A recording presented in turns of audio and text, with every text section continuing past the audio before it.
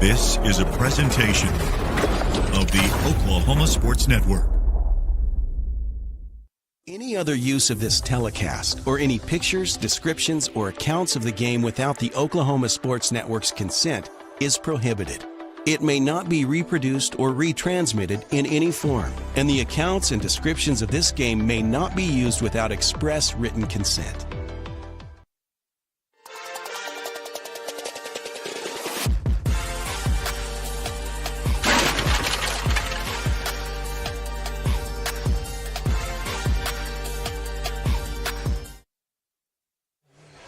Hello and welcome, everybody. We are back. High school basketball is live on the Oklahoma Sports Network. It's a 4A double dip tonight in Bethany, Oklahoma. It's the Newcastle Racers and the Bethany Broncos in a 4A doubleheader here on this Tuesday night in late January. Josh Calloway on hand with you in Bethany, joined alongside my partner Jordan Ray. Jordan, a fun little double dip here at 4A. A couple OSN schools going toe-to-toe, Newcastle and Bethany. We talked about it. We did Midwest City Classen on Friday night. Obviously, 5A, 6A district standings. 4A and below is the ranking system. This first game we got coming up in the girls' side, it's a top 10 matchup. I mean, resume builder, trying to be impressive, get that ranking as high as you can for the postseason. This is an opportunity, a fun matchup for both teams, boys and girls, but this girls' matchup especially, a really big one on paper. Yeah, Josh, first off, let me say it's great to be here and doing a game cool, with two OSN schools. It's a little different than what we're used to, like you talked about, them being 4A schools, so they're still relying on rankings. And I hope this is a great setup here at Bethany High School. I've never been here before. I hope this is one of many games that the Oklahoma Sports Network can have their basketball games on. We're not always available for that, so hopefully other people might be able to step in over time here. This is a great gym to broadcast basketball games, and I know being by Southern Nazarene University that the Bethany area really loves basketball. So, but looking at this matchup, like you said, these two teams are both ranked in the top 10, and a lot will be looked at here as far as who's going to move up and get. And I don't remember how high you have to get to host. It's not even a regional, if I'm not mistaken. You're more familiar with this than I am, but just to get the best seating and matchups you can. And so, and the thing is, these teams have really good resumes. And I don't know, it's interesting to see how coaches look at this because all these teams have been playing a lot of out-of-state schools. So you look at Bethany girls, they actually haven't as much, but their losses are, good strength of schedule losses. Deer Creek and Jinx, those are 6A schools. That's two of their losses. They won at Tuttle their last game by 10. That's a good win when you go to Tuttle in 4A girls. Their other loss was to 4A Kingfisher. And meanwhile, on the Newcastle side, they lost to Shawnee. Shawnee's 5A. They were really good last year in girls basketball. And then they lost to Conway, Arkansas. So there's an out-of-state loss. Edmond North, they got blown out, but that's Edmond North. They were in a dominant girls program at the highest level, 6A. So you're looking at two teams that I think have a lot going for them. They've had really good resumes so far, and this win, whoever wins this game, will even solidify the resume all the more. 100%. I mean, like you said, I lived in 4A for a long time, and I have been out to Bethany before, but never the new gym. Obviously, they had to remodel the old one. Had a flooding issue was a big thing. I remember a handful of years ago. I remember actually the first, I think I could be wrong, the first OSN game of the week we ever did was Bethany Heritage Hall. That was at Heritage Hall, but it was that season. Yeah. I was asking you about that earlier. I think it was at Bethany. But. It was at Heritage Hall, and that was when that's the game you're referring to, yes. Yeah. And that game was at Heritage Hall, and that Bethany team had their gym, so they had to kind of makeshift it. So they had to build this new one or put this new one together. It's a great setting, like you said, and this should be a great matchup here in 4A. We're excited for this, and these are resume builders. Like you said, different format in the postseason in 4A as opposed to 5A or 6A. There's an extra round in there. It's everyone advanced to the second weekend. It's a totally different format. Yeah, can't be pointed out enough. Bethany girls, two-time defending champs. Right. And we've seen some recent teams, particularly the aforementioned Edmond North, try to win 3 in a row and come up short. It is not easy to win the three-peat. 100%. Unless you're Carl Albert in football. And this Bethany team has got the ability to do it with a big-time player that we'll talk about more in just a moment. We're going to have the lineups. We're going to have the basketball for you in just a moment. Bethany, Newcastle, girls tip-off coming up after this break on the Oklahoma Sports Network.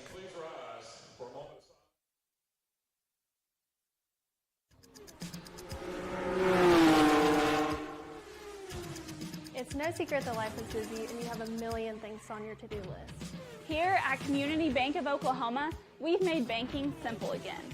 We can help you get to the important things in life, like the big game tonight. We do all the heavy lifting, so you don't have to. Race towards us at Community Bank of Oklahoma, because we wouldn't be a community without you.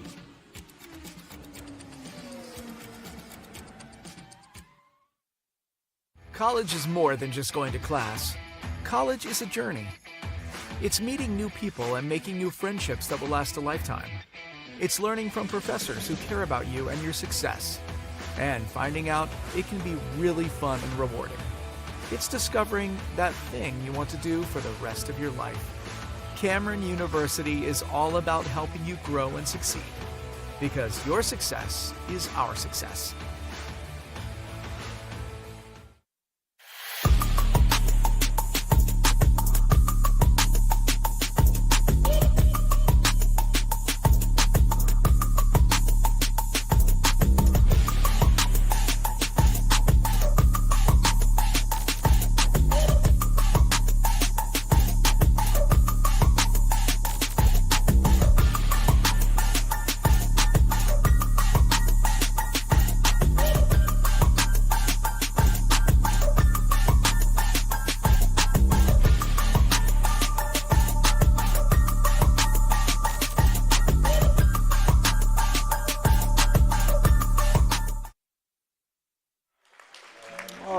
Back in Bethany, Oklahoma, Josh Calloway, Jordan Ray with you on the Oklahoma Sports Network. We are just about ready to get this one going. The first of two tonight at the 4A level, Newcastle and Bethany. Starting the lineups for tonight's ball game. First for the Newcastle Racers, will be the road squad here tonight. Number 1 is Whitney Wallenberg, a 5'5 senior. Number 4, Reagan Greenroyd, a 5'7 junior. Number 14, Lily Talaferro, a 5'6 sophomore. Number 15 is Kalani Kindred, a 6'1 freshman. And rounding out number 25, Kaylin Horton, a 5'6 freshman. The Newcastle Lady Racers are coached by Jim Paranovich. And come into play tonight, the number 9 ranked team in 4A. As we mentioned, a top 10 matchup here with these two squads. As for the home squad, the Bethany Lady Broncos, number 2 is Cameron Reiger, 6'1 sophomore. Number 10 is Kaiten Donnelly, a 6'1 senior. Number 12, Reese Harris, a 5'9 junior. Number 20 is Cameron Donnelly, a 5'11 freshman. So we got two Donnellys in the starting lineup tonight for Bethany. And rounding it out, number 23 is Allie Lynn, a 5'9 sophomore. And the Bethany Broncos are coached by Eric Saylor. Coming to play tonight, number 8 ranked team in 4A. These two teams, like Jordan was articulating the pregame, having really good seasons so far, and they'll be looking for more success tonight. A big game in 4A. Racers, the road team, in the road black uniforms with blue numbers, blue racers across the chest. Bethany in the home whites with the deep purple numbers and cursive Broncos on the back. Bethany across the front. Deep Purple, Josh, one of my favorite rock bands. There you go. Yeah. Bethany's got a good just look. I always kind of like Bethany's everything. Their logos are all good. Everything about Bethany's got a good look to it. The starting lineup has a nice look to them as far as height goes. They are tall across the board. Opening tip won by the Broncos. They're going left to right. Glad you be with us on a Tuesday night. First possession is Allie Lynn going to the basket and getting hit and fouled. And so we're going to get a very early trip to the Community Bank of Oklahoma charity stripe for Allie Lynn, trying to get Bethany on the board early. Now, this is a sign of a well-coached team, Josh. When you win the tip and right away you attack and you have someone under the basket, you're just looking right away for that easy shot.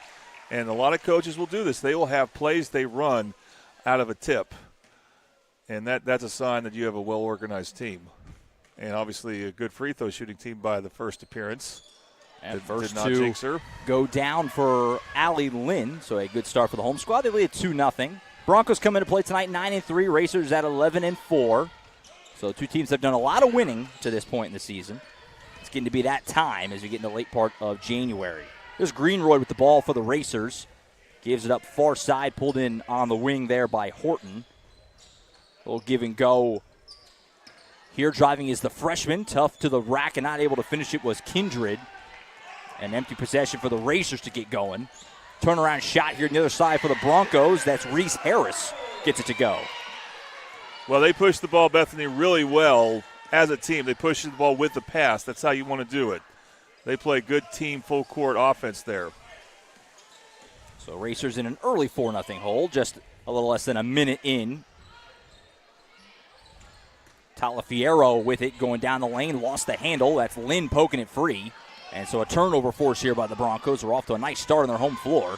Taking it strong to the rim here through some contact. Couldn't finish it. Good clean defense there by Wallenberg for the Racers. Leads to a fast break. Kindred, the freshman, going tough and finishing. Boy, Kalani Kindred, 6'1" freshman. Nice handles right there. Yeah, that's a freshman. I'm thinking the same thing. 4-2 after the bucket. Pull it from the free throw line. Back iron, no, for Caton Donnelly. Empty trip, leaves an open three for the Racers. Wallenberg's shot won't go. Fast pace here as Donnelly had a poke away from behind and a turnover forced by the Racers. See there, Bethany did not use the pass to push the ball up. They tried to dribble their way forward and turn the ball over, but Newcastle turns it right back over. Yeah, Talafiero kind of got caught in a tough spot, tried to get it to the cutting Kindred, but sailed it. Talafiero, she's a lefty. What's tough for any point guard is when you go up against, when you're not very tall, but you go up against a team that has not just one tall player, but length across the board like Bethany, you just have to be very crafty with it or else you're going to dribble yourself into some very tough situations. Broncos able to get it across half court through some pressure. On the block, here's Donnelly. Has to kick it around and the pass a little tall and off the fingertips of Reese Harris. Into the game for the Racers, by the way. Just had a sub for the first time. Zaya Sims, 6'3", sophomore. So the Racers with some size that are younger players. That's always something you really like if you're coach Jim Paranovich. Get to bring 6'3" off the bench. That's nice. Newcastle decided to press, too, even though Bethany was doing well in transition, and it worked. Wallenberg slips it down to Sims just in the game. Oh, couldn't quite finish it. Good contest by Donnelly. And a stop there for the Broncos. They'll race it back the other way, leading 4-2, but a pass wide of the mark, looking for Lynn. Another turnover. Well, now Newcastle's got the size. How tall is this player that came in? Zaya Sims, 6'3". Zaya Sims. 6'3". And what grade was she in? Just a sophomore. Okay. Just a sophomore. That's also impressive. Yeah. And she got a good post position there. I would go back to her. Greenroyd will take a mid-range jumper and hit it. Nice shot there by Greenroyd. So a 4-0 run retaliated by the Racers, and we're all square at 4 apiece. That's a really good shot to have in high school basketball, especially when you have a lot of length on your team, and the other team's going to really pack the paint. Lynn driving, had it poked away by Sims. It'll go out of bounds and stay at this end. Another sub here. That's actually going to be Talafiero coming back in for Newcastle. She'll replace Horton this time. I do like it when coaches take a player out, but then bring them back in pretty quickly. Give them a couple things to work on, but then bring them back in so they still got a good warm up to them.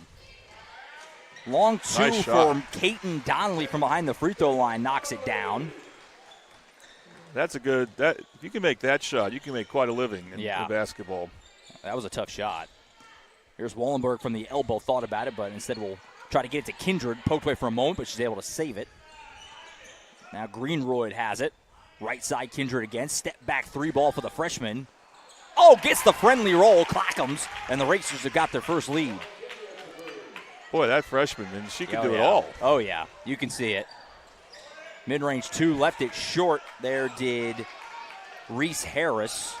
It leads to a break for the Racers the other way. Here is going all the way to the rim. Not able to quite finish it was Greenroyd, but the rebound Sims, and she draws a foul. So the Community Bank Oklahoma charity stripe is where Sims will head to try and add on to this Racer lead.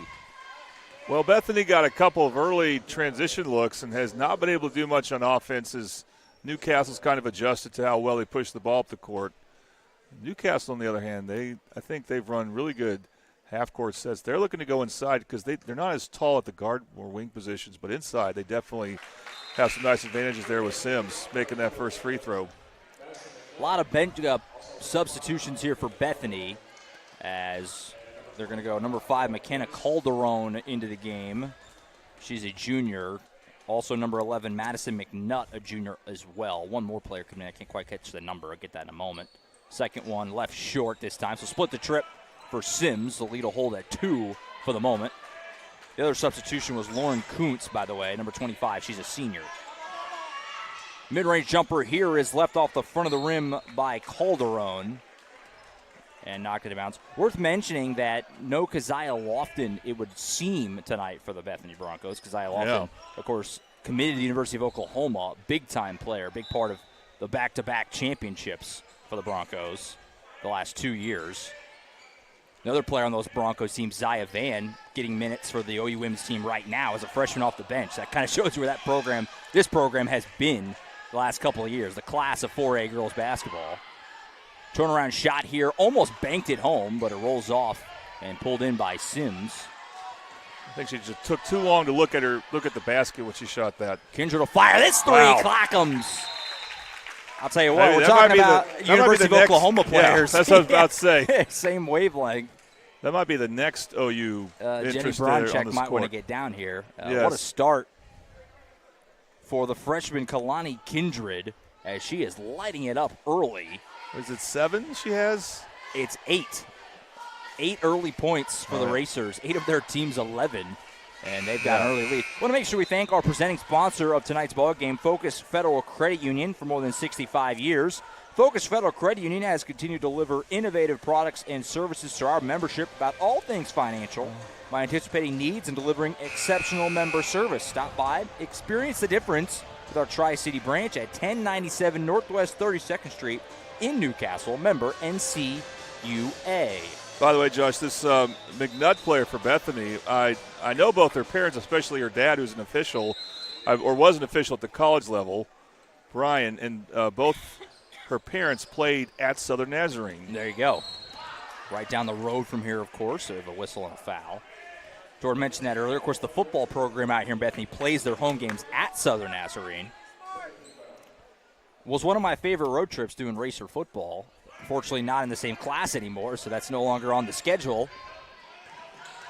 But always liked going to SNU. No, but now we got Bethany games on the Oklahoma Sports Network. Also true. Was excited to welcome them in this past football season and excited to bring them into the fold here on the hoop side of things. Well, I think, Bethany, they get Lofton back, and what we're seeing from this Newcastle team is these are two teams that can get to the state tournament. Mm-hmm. And if that happens, we definitely want to put them on the network, even if it's audio only. Here's Kindred again, the freshman down the baseline. That time blocked, though. Good defense by Caton Donnelly to disrupt that. So Broncos get a needed stop. Offense has gotten a little stagnant here for Bethany. We'll see if they can get a bucket here. Down just 5, still very early. Underneath looking for Donnelly. Kindred poked away and got hit in the face. Hopefully she's okay. Into the game for the Racers, by the way, in that last break. Actually don't have the number. Number 30 is who just subbed in. I don't have a 30 on my roster, so I'll have to listen closely over the public address. Kindred will come out, by the way, after taking that shot. Sims will replace her.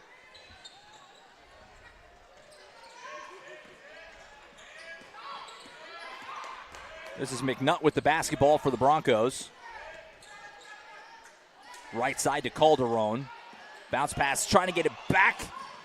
It's on the floor. Calderon able to save it. Bit hectic there, but they keep the possession. Calderon, left side to McNutt. Being handled by Talafiero. Well, this Racer defense tenacious. And there you go. Forced a turnover. Ball is poked loose. Scooped up here in a fast break for Newcastle, led by Wallenberg. Pass and laid up and good. That's 10 points for, right? Oh, no, that's the other backup, or the other post player for Newcastle. Yeah, didn't have a 30 on the roster. We'll have to try and get that when we can. Bucket there, though, makes it 13-6 Newcastle on a bit of a run here. They've opened up a lead on the road. 3 ball in the corner, left off the front of the rim. Rebound loose, scooped in by Wallenberg. So this was 4-0. So quick math, 13-2 run for the road team after the fast start for the Broncos. Wallenberg left-hand shot is blocked by Calderon. Bethany needs good shot selection here. They don't have to force threes. You're only down 7 right now. Work the ball, try to get open like right there. Try to time that out better, that post entry pass. Reiger gives up to the top to Donnelly, who gets bumped around and fouled. And I think this will be, is this free throws? No, it looks like they're going to call it on the floor. So that was the third team foul on the Racers. Still have another one to give. Madison Bibbs into the game for the Broncos. Sophomore, listed at 5'9", checking in. Bounce pass wide of the mark, but able to be rained down and saved by Harris to avoid the turnover. Here's Donnelly. Spin move. They're going to call a foul before the travel. Yeah, I think it would have been, but they got the foul first. That's the fourth, so now you're in the bonus if you can get another one. Bethany got their 4-0 lead from pushing the ball in transition, but in half court, Newcastle's size actually has been the factor, and they're double teaming well too. Long two for Harris is good, boy. Broncos needed that, so the bucket goes for Reese Harris.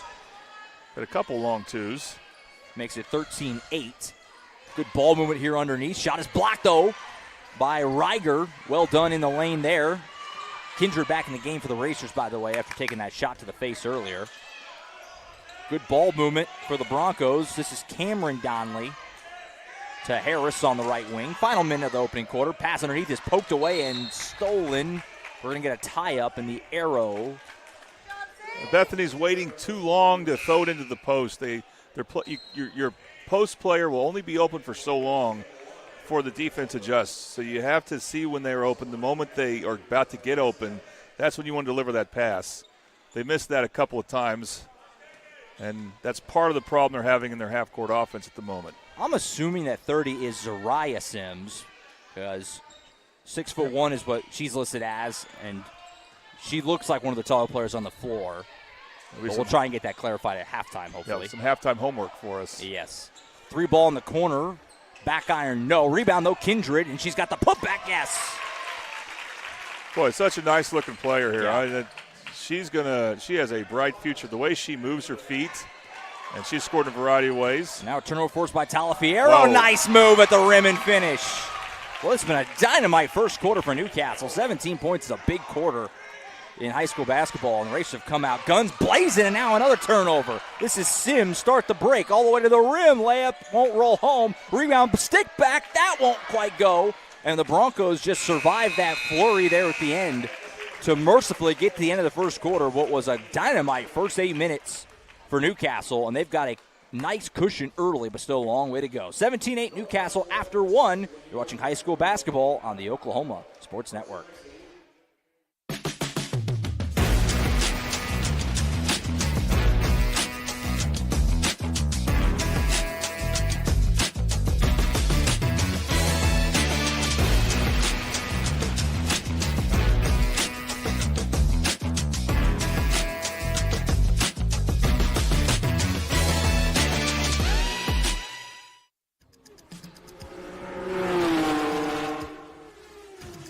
It's no secret that life is busy and you have a million things on your to-do list. Here at Community Bank of Oklahoma, we've made banking simple again. We can help you get to the important things in life, like the big game tonight. We do all the heavy lifting, so you don't have to. Race towards us at Community Bank of Oklahoma, because we wouldn't be a community without you.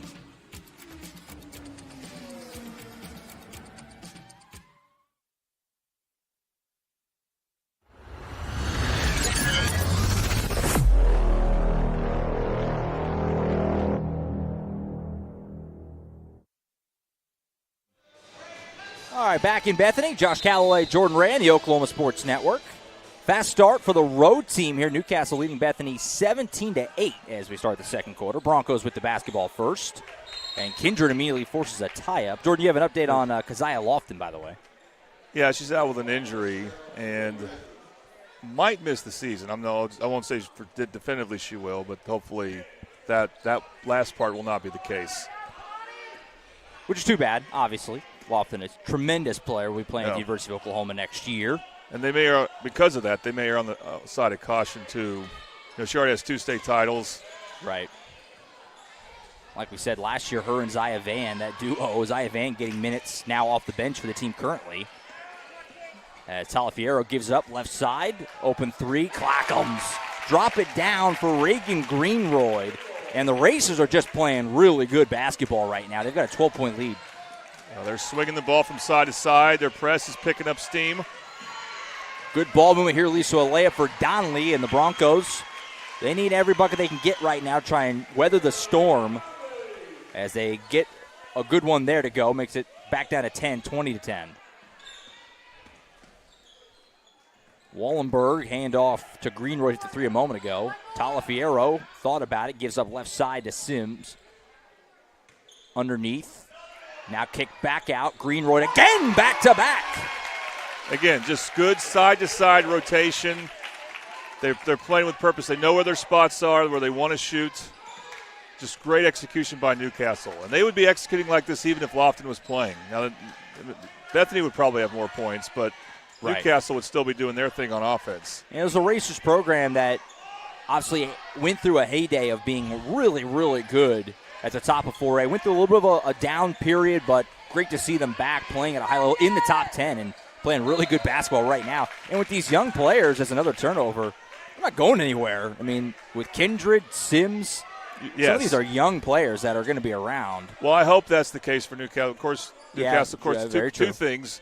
One is, what we talked about with Lofton, knee injuries in girls basketball, unfortunately, can rear its ugly head. And then, of course, players will transfer out more and more. Greenroyd looking for 3 in a row. Couldn't hit that one. Heat check. Rebound is loose and scooped up by Harris. So the Broncos down 13, trying to get something going. That's not going to help. Kindred pokes it away, leads to an easy fast break layup. And the Racers lead it by 15 on the road. I can think a few times, Josh, I've ever seen the freshman just be so much better than everyone else. This is an amazing performance by Kindred. Yeah, she's playing very well at the moment. 30-second timeout as the Racers open up a 15-point lead. We mentioned Newcastle, number 9 ranked team in 4A. Bethany, 8. It's a long way to go, but if they continue this, got to imagine that ranking's gonna pop up a little bit with the way it's going right now. Of course, first of 2 tonight on OSN, we're going to have the boys game to follow. The boys Broncos, a team ranked inside the top 20. Racers will be looking to try and pull a road upset there, so be sure to stick with us after this ball game. We'll have another one for you. And also stick with us at the half. Jordan and I will recap the first 16 minutes, and we'll also make sure to let you all know about the Titan Classic coming up later this week. A lot of basketball on OSN in the very near future, starting on Thursday morning. But we'll talk about that more at the half as we get back to it here in Bethany. It's a 15-point lead for Newcastle, playing really well right now.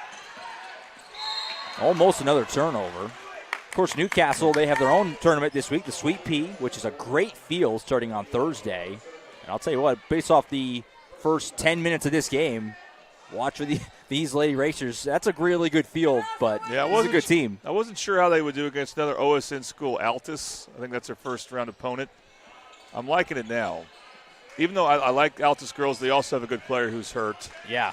But what Newcastle has is they have guards who know how to play, and they got tall players who really know how to score.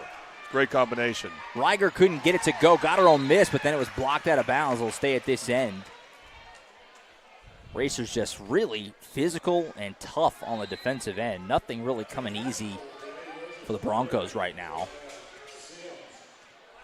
Sims back in the game. So confirmed, by the way, that number 30 is Zariah Sims. She's a senior. Number 22, Zaya Sims, a sophomore, we've been seeing quite a bit as well in this game. Yeah, when you can bring them off the bench, that's shows you've got quality depth. McNutt with the ball here for the Broncos. This is Donnelly, who just runs into some trouble. Sims just ripped it away. And long pass ahead, Kindred nice up pass. To Wallenberg. Little too far ahead, but not that much. Just a tick. Wallenberg able to save it, though, to keep the possession.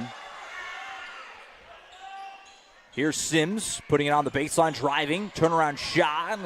Thought about shooting it, tried to pass it off. And unfortunate that it knocked off of Donnelly out of bounds because that pass, no racers in the area. I think it caught Donnelly a little off guard. And it'll stay at this end. Bethany's been committed to their zone. Newcastle's been very comfortable against that. Let's see how to defend this inbounds play. Kindred hands it off. Kick back out. Open three for Greenroyd. She's got another one. Clackam's Reagan Greenroyd is dropping bombs. She's got 11 points on 3 triples. You know, if you're going to play a 2-3 zone, you cannot give up dribble penetration like that. That's going to lead to easy three-point looks, if there is such a thing. Here's a three for McNutt. Front of the rim, no. Rebound, though, pulled in by Harris. Buys him another possession. Donley. Shot is good. That was a tough shot. They're all kind of tough. All of Bethany's buckets have been tough. But that one does go. Yeah, they fit some long twos. It's not normally a formula for winning in basketball at any level. Breaks up an 8-0 run for the Racers, who have just come out lightning quick in this big road game. We build it off the top, a top 10 matchup. And so far, it's been all black and blue. Here's Wallenberg, who caught the defender napping. Didn't hit the three, though. Rebound loose, scooped up. Oh, I spoke a little too soon. It looked like Greenwood was going to get it, but ended up being pulled in by the Broncos. And they'll get the possession. Every stop critical right now for Bethany, trying to work their way back in this before halftime. Here's an open three for Donley. Won't quite get the roll. I don't think Bethany's hit a three-pointer tonight. Mishandled it in a turnover. It looked like the Racers just slipped it. That was Horton, just lost her footing. See, McNutt had a numbers advantage, but wasn't sure about it, so she ended up not being aggressive there. It's a safe play, but, you know, at some point you may want to take that chance of attacking when you see that there's a player behind you on defense. McNutt with the ball here, being guarded by Wallenberg. Goes over to Donley, right side. In the corner, almost a steal, but Reiger able to save it. She'll split the defenders and finish. Nicely done there by Cameron Reiger. Just really good job splitting the defenders there. You can see she's got a good post game. It's just a matter of, can she continue to get the ball at good spots for her where she's comfortable at. So back-to-back buckets for the Broncos. Gets it down to 28-14. Can they get stops at this end, though? Wallenberg did a good job shaking her defender there, but didn't take the shot. Right side, Horton gives it back to her. Here's Kindred. He's having a huge first half. Kick it out to Greenwood. It's hit 3 threes. She'll drive this time. Can't quite finish it. Nice rebound, though. Good defense there for the Broncos. McNutt, bounce pass ahead. Open three for Reiger. Side of the rim, no good. That was a good look. The long rebound, though, will go out of bounds, and I didn't see a direction. Whose ball is this? I think it's staying at this Bethany. end. I want to say something else about McNutt. I mentioned that her parents play at Southern Nazarene. This is a full circle moment for me because I was at a rival school, Oklahoma Christian University, and I did announce their games, both for Heather McNutt, her mom, and Brian McNutt, her dad. There you go. And I remember one of the games I announced to her dad, the very first play, threw a sweet alley-oop to a player named Andre Murray. I'll never forget that name because that was an amazing connection there over at the Eagles Nest, too. They might be here tonight, but if they're not, hopefully they're dialed in and they can appreciate that. Or maybe they'll watch it back. Yeah. I also know her grandfather. He's quite a character. Let's see. The foul here on the Racers is going to go on Sims, Zaya Sims, need to specify, and we'll send Allie Lynn to the Community Bank of Oklahoma charity stripe. It's a good way to get back in it, too, if you're Bethany. Get to the line and hit your free throws. Lynn hit 2 earlier, but left this one short. Well, you know, when you're trailing, the free throws feel harder. Mm-hmm. Just because you're a little bit more stressed with the score. And also, Bethany has to expend a lot of effort right now. We'll split the trip there, makes it 28-15. Final 90 seconds of the first half. Wallenberg hands it off to Talafiero. Guarded by Calderon. And pass deflected and stolen by Reiger, who's having a nice second quarter. Here's Reiger going to go hard to the rim. Can't get to go, and it is a block. And so back to the line for the Broncos. A bang-bang call. You know, normally, and it worked out for Reiger. Is that how you say her name? Reiger, Yeah, Reiger. But you don't want to really go straight at a player right down the middle. You need to kind of shift to one side or another, and then you can attack either towards that side of the baseline or spin to the middle. But she got to the free throw line anyway and made the first. Hit the first one. Second one on the way, and she got it. So it's a 7-0 run for Bethany. You're down 18. Things were looking quite bleak. You've battled your way back in it a little bit here before halftime to at least feel like you're you're in it. We have a timeout here with 1:15 on the first half clock. So Broncos doing some good things here, Jordan. Obviously, again, they were down 18. It was looking like this might be just a total runaway, but they've clamped down a little bit on defense, and now you're kind of okay. I mean, we're still down 11, still got a lot of work to do, but you're feeling like you're back in this thing. Yeah, I think, again, what makes the teams go on runs is if they start to get better on defense, then that leads to what you saw there, a transition opportunity that led to a couple free throws. So, yeah, really the best defense against that is you got to get better half-court possessions and start scoring just to keep the other team from getting those transition opportunities or any type of good look off a primary fast break. We'll see if Bethany's still committed to this zone, because Newcastle was doing a really good job penetrating the gaps and then kicking it out to the other side for a three-pointer or to the top of the key.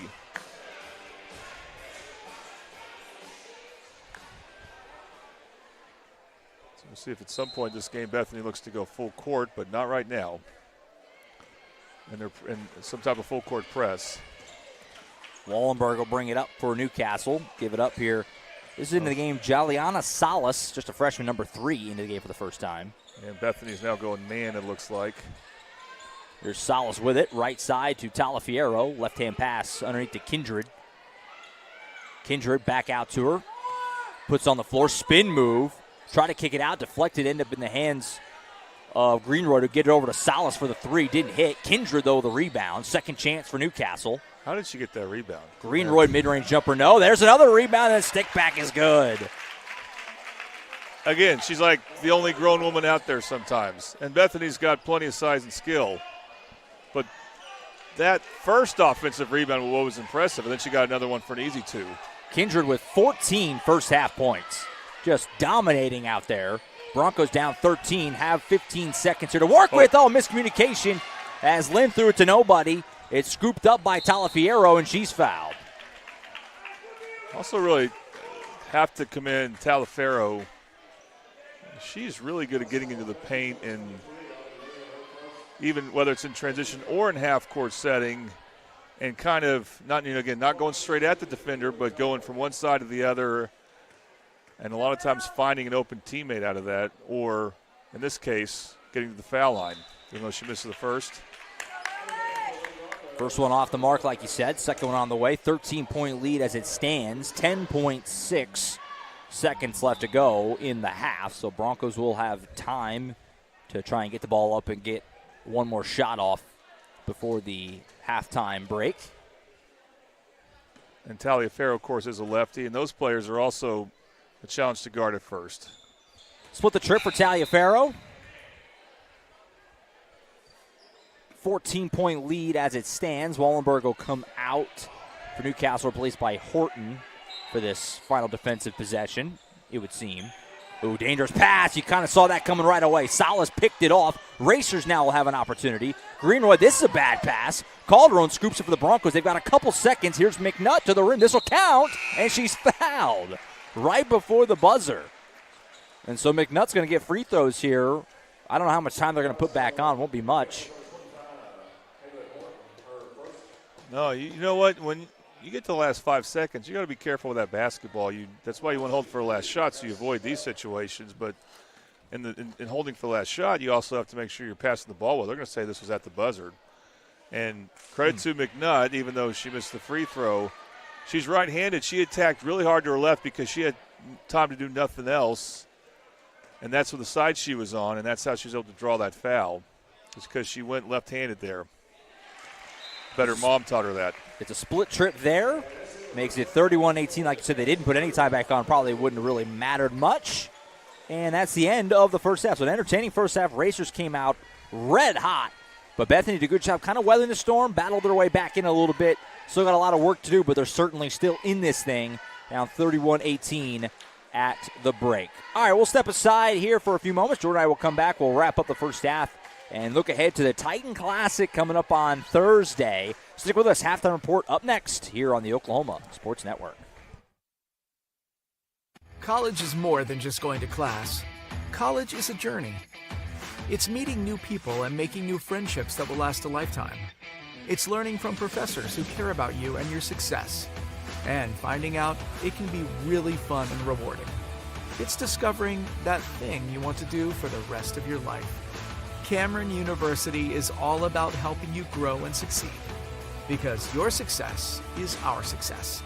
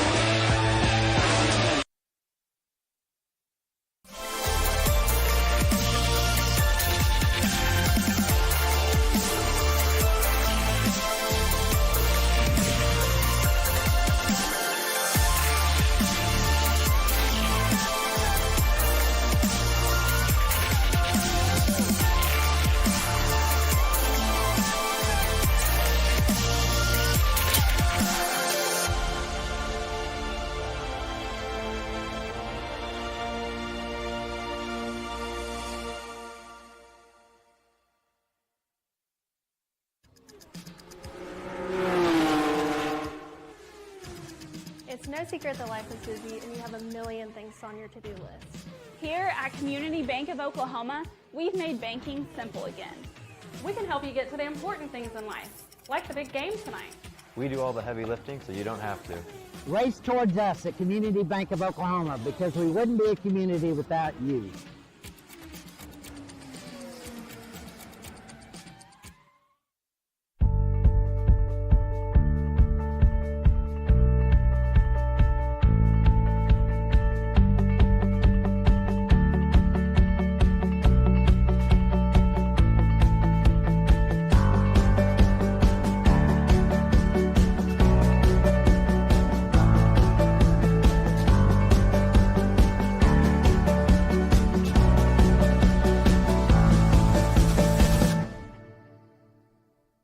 When it comes to your home, you need someone that you can trust to keep it safe and protected for you and your family. Vesta Foundation Solutions is your local, family-owned company that has helped many homeowners fix and protect their homes. Our engineered solutions can take care of all of your foundation repair, basement waterproofing, concrete leveling, and dirt crawl space repair needs. We take pride in getting the job done right, and you'll always be protected with up to a 75-year warranty. Contact us today for a free estimate.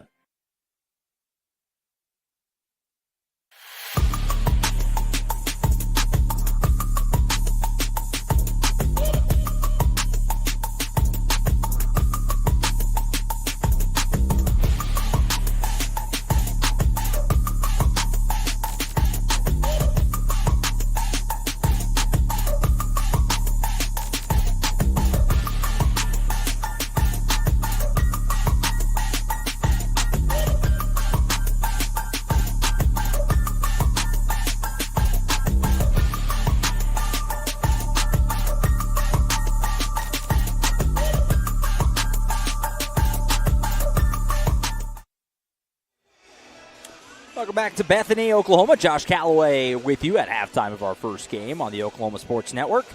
Currently, it is a strong start for the road team. 31-18, Racers lead the Broncos at the half. Big first half for Kalani Kindred, the star freshman. 14 points for Newcastle in that first half. Lily Talafiero was also tremendous for the Racers, along, of course, with Reagan Greenroyd, who hit 3 threes, has 11 points in the first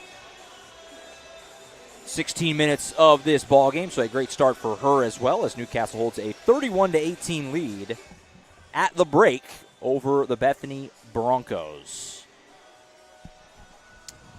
Well, Jordan, I mean, thoughts on that first half, I guess. I mean, there's a fast start for Newcastle, obviously, but again, Bethany kind of weathered it. It feels like they're still in it, but they're going to have to play, obviously, a lot better and find a way to slow down Kalani Kindred, who's had a huge first half. Yeah, you said it right there. In a 13-point game, it could be as simple as which team has the best player on the floor. And that's Newcastle. And that player's a freshman, so this has been quite a revelation for me to see someone like that dominate as a freshman. And she scored in so many different ways and was not only the quickest player out there, but was also the most physical. So, yeah, Bethany has to figure out what type of defense would work against her. I don't know if it'd be a zone. But even if you go man, it may not be anything. But, yeah, you got to figure out what's the best defense first and foremost to force her into tough shots, being Kenrich. And then what's going to work for you on offense? What's your identity now without Lofton? And I still think Bethany can also go inside the paint just like Newcastle can. But they have to be very efficient at that. They have to know when their bigs are posting up and got good position, and they have to hit them on time. And that's one way they could start to get some easy baskets, because they have not gotten easy baskets in the half court right now. Their easy baskets have come in transition. And they, in order to consistently do that, they need to get more stops, more defensive rebounds, maybe force some steals. 100%. We'll see what happens. Obviously, just a few minutes away from getting this second half started. I want to make sure we also let you know, as most people I think know, the 2025 Titan Classic coming up later this week. We get it all started. We get the party started. It's going to be a lot of fun starting on Thursday. We've been the exclusive broadcaster this in the last couple of years. It'll be the same this year. It's a different format this year, but every game you see on your screen right now, all 19 of those, I think 19 is the correct number. Yes. Will be on the Oklahoma Sports Network. Jordan's going to be a lot of fun. I know it's a grind for you, especially because you do almost all of these. You'll take maybe a couple games off, but you'll be on for a lot of them. Well, I'll try to take a game off a day. It's fun, and we're looking forward to it. Well, the reason I do that, take a game off a day, is so I can enjoy the hospitality room food. That's true. But maybe some of it's to pace myself. But, yeah, and you know what? You know, you're going to be there. Tracy Mustad will be there. We're going to bring Sean back. So I'm excited about that. Also, the interesting thing is when we look forward to this boys game coming up tonight, one of the players from Bethany, Lucas Wooldridge, he played in that Titan Classic 2 years ago when he was with Tahlequah. And he was only a sophomore then, and I was very impressed with him. So, but this group this year, I mean, we're talking on the boys' side, Edmond North, Norman North. On the girls' side, Sand Springs is back. They won the tournament last year. That's right. Edmond Memorial won the tournament 2 years ago. They're still there. And Del City girls have gotten really good. 2 years ago, they played Edmond Memorial first because that was a 1 versus 8 game. Well, they're going to play first this coming Thursday, but that's not a 1 versus 8 game. That's just a really good game to start things off. Totally different format this year. That Del City girls team can play with Edmond Memorial. That wasn't the case 2 years ago. I think it'll be the case now, and they'll be interesting to see because the Del City girls are on fire. What will it be like against some strong competition for them? And then also, Del City boys, you know, they were last in this thing when it was a tournament back in 2021. They beat Carl Albert in overtime in the championship game. They're going to make it an appearance, kind of like a dramatic change of pace appearance on Saturday. And I say dramatic. This was only put into effect like a week or two ago. It may have something to do with the fact that Del City had a lot of their tournament games at Bishop McGinnis canceled because of the weather. And they're going to play 2 games on Saturday. Just Saturday, but still 2 games. Can they win? We'll talk more about how you can win. Yeah, because the format is very different this year. So everything you see is set in stone. It's a round robin. It's basically, the way I try to describe it, it's basically like a mini season. It's like a 3-day season, essentially. It's not a bracket.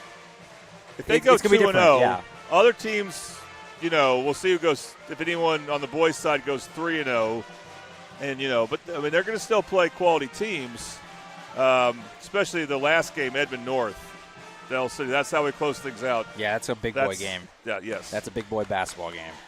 So we've got some fun games coming up, though. We're excited. Every game, like I said, every game will be on the Oklahoma Sports Network. I'll be doing the honors with you, Jordan, getting this thing started on Thursday. That Del City Memorial girls game is a great way to start it.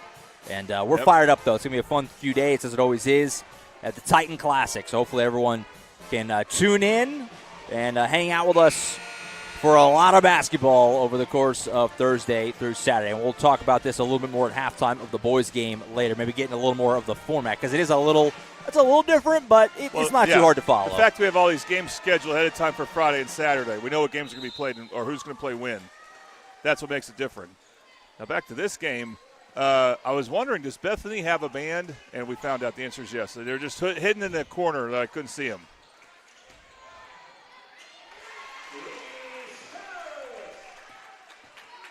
So back to it here, and a quick bucket for the home team. Necessary, obviously, to start the comeback. It's a good way to start. Cuts the lead down to 11. Bethany going man.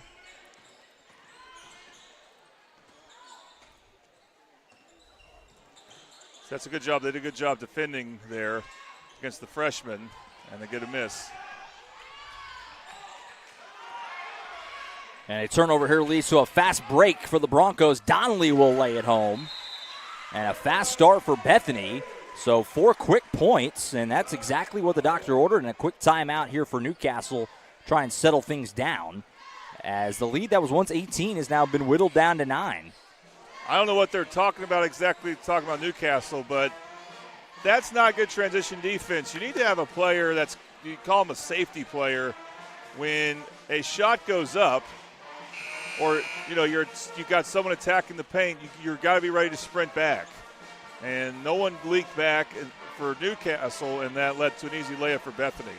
It's interesting about Newcastle, when they go with their starters, they're small.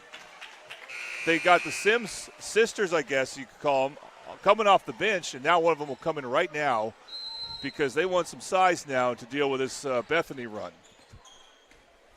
So Racers have the basketball, bringing it up here just about a minute in to this second half. It's a fast start for Bethany. They've cut it down to 9. Wallenberg left side to Greenroyd, who was tremendous in that first half. Sims gives it back to her. Here's Sims at the top. Wallenberg. Crossover move, working on Donnelly. What a good job blocking her off. Kindred after that big first half. Tough shot here, won't roll home. Sims, though, using her size to get the rebound. Stick back attempt, left it short. And a stop for the Broncos. So missed opportunity there for Sims after that good rebound.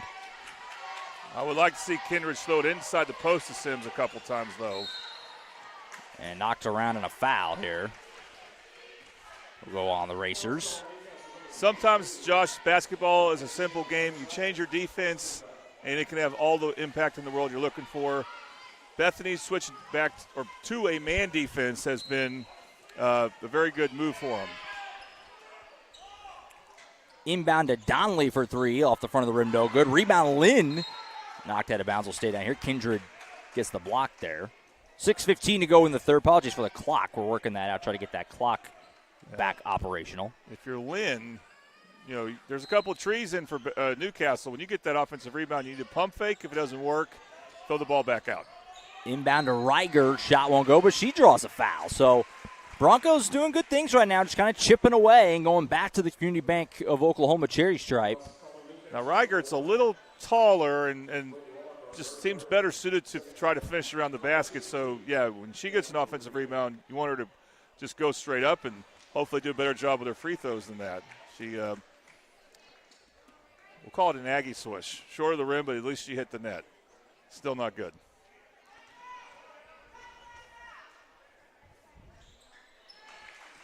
Does make the second, though. Second one good, so split the trip. Makes it an 8-point game at 31-23.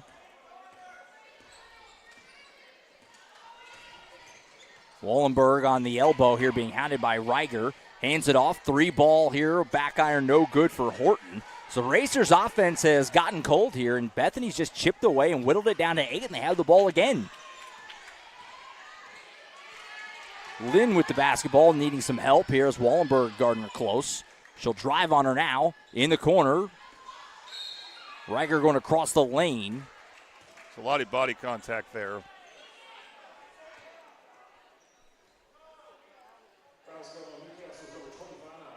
So the foul's on Horton. It's on the floor.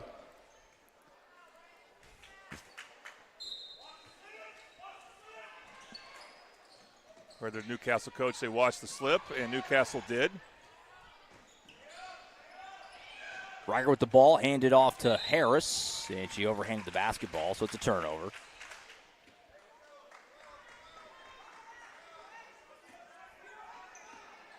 So Newcastle against the man defense. I would try to find a way to get Sims the ball inside or Kendricks. Just find a way Kendrick can catch the ball in motion and attack the basket, like right there. Again, the weight is a little long. I would have thrown it to Kendrick earlier. This is something I've been talking about for both teams.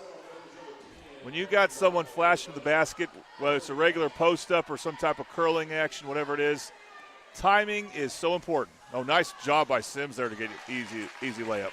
Sims puts it home, pushes the lead back to 10. It was a little push by Sims, but not enough to call a foul at all. I would not have called that, but it is a little bit of a push off.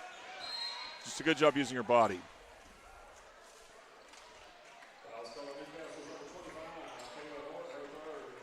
And Newcastle needed that. They've had trouble generating offense lately. So 33-22 is where we stand.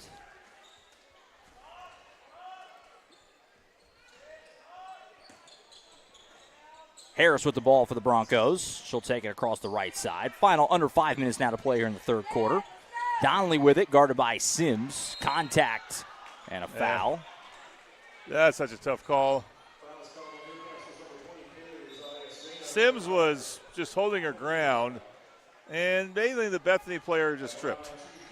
But that tripped on her own, not because of Sims, but right. A lot of times you call that. So this will send Caton Donnelly to the free throw line shooting 2. And, of course, that's noteworthy, Josh, is 5 team fouls on Newcastle already.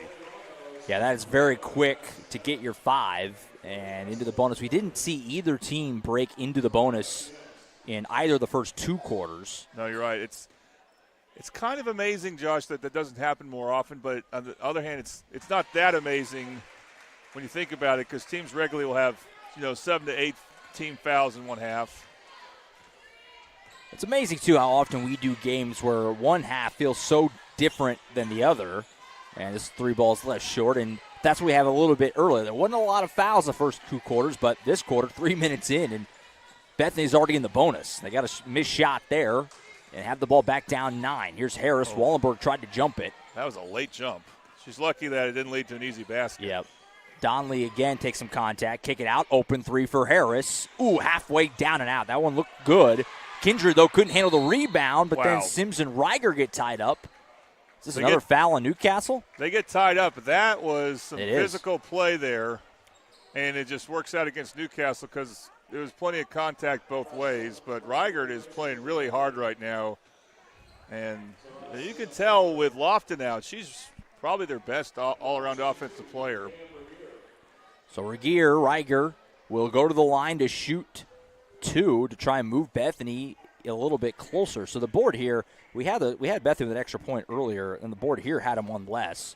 Now they put it back at some point. So we had it right before and corrected. So it's 33-25, and now that free throw missed. Yeah, this is a tough stretch for Newcastle. They got to defend well without fouling because they haven't done that yet. They have been called for fouls, and some of them have been tight calls, but you have to adjust to what the refs are doing. Maybe not a bad time for Newcastle to go zone if they like to do that, because that can limit your fouls. But you still have to box out really well, and Reigert's going to make that hard. So both free throws missed there, so an empty trip keeps it an 8-point game. Wallenberg over to Talafiero, underneath to Sims, who lost her footing. Looks like she just slipped. And it's scooped up by Lynn, starting the break for the Broncos. Here's McNutt, pass deflected. It's on the floor. And Wallenberg has it, so an empty trip there for the Broncos and a turnover. That last possession for Newcastle, in that case, they threw it inside the post too soon. Sims was not ready yet. So, again, it's about good timing. Kindred will fire an open 3, left it short. Rebound, good box out by Donnelly, and another foul on Newcastle. Now, this is where Sims, the second Sims who comes in, has to be where the foul situation. This is one of the worst sequences you could have when you're in the penalty.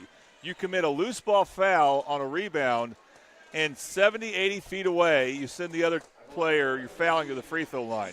And Bethany didn't have to run any offense to get these free throws. Yeah, Zariah Sims, the senior there, committing the foul. So that's going to send Donnelly to the line. Ooh, can't get the roll. That's really 3 straight misses. Yeah, Bethany's not taking advantage, but You got players. They need to communicate this. Okay, we're in the penalty, so one foul you don't want to commit is a loose ball foul when you're on offense.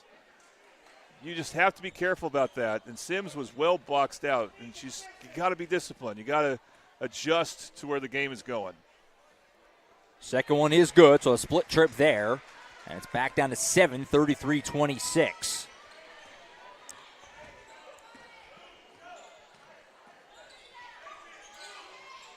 Kindred hands it off to Wallenberg, fires a three, air ball short. Good save by Greenroy, but nobody in a black jersey able to corral it. So Broncos get another stop. Newcastle just 2 points in this third quarter, almost 5 minutes in. And a poke away, this will help. A poke away by Greenroy. Salas had it, McNutt closed the gap and blocked it, but they're going to call a foul. That'll send Salas to the line. I continue to be impressed by the little things McNutt does. And in that case, she made a good play at the basketball, and she got 2 hands on it, I think. But the refs say there was just enough contact, and again, they have a better view than I did. Newcastle needed that. They, even though they're in the penalty situation, they were real aggressive on defense and just blitzed at a really good time, and they got a transition opportunity. I think one thing that's limited Newcastle, Josh, remember they were raining threes in the first half. Yeah. Well, Bethany going man has limited any good looks Newcastle's gotten from threes. They still shot threes, but their threes that they've been shooting just have not been in the same rhythm. Not good catch and shoot facing the basket threes. So it's a split trip for Salas as she misses the second one. The lead goes back to 8. So both teams kind of missing some free throws here, leaving some points on the table. As McNutt gets the basketball back down the floor for the Broncos. Working on Salas, hands it off. And in the corner, this is Donnelly for 3, won't go. Rebound, though, comes out. McNutt able to pull it in, buys him a second opportunity. Caton Donnelly, number 10, with it. That was Cameron Donnelly who took that 3.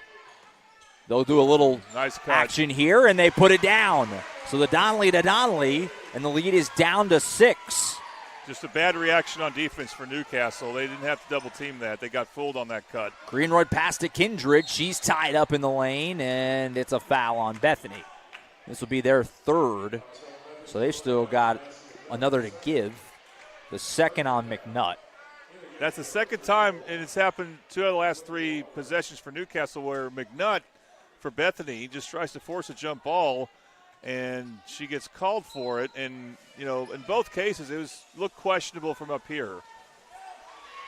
Wallenberg got to get this in. Finally does a Salas layup. Nice. Good. Off the inbound.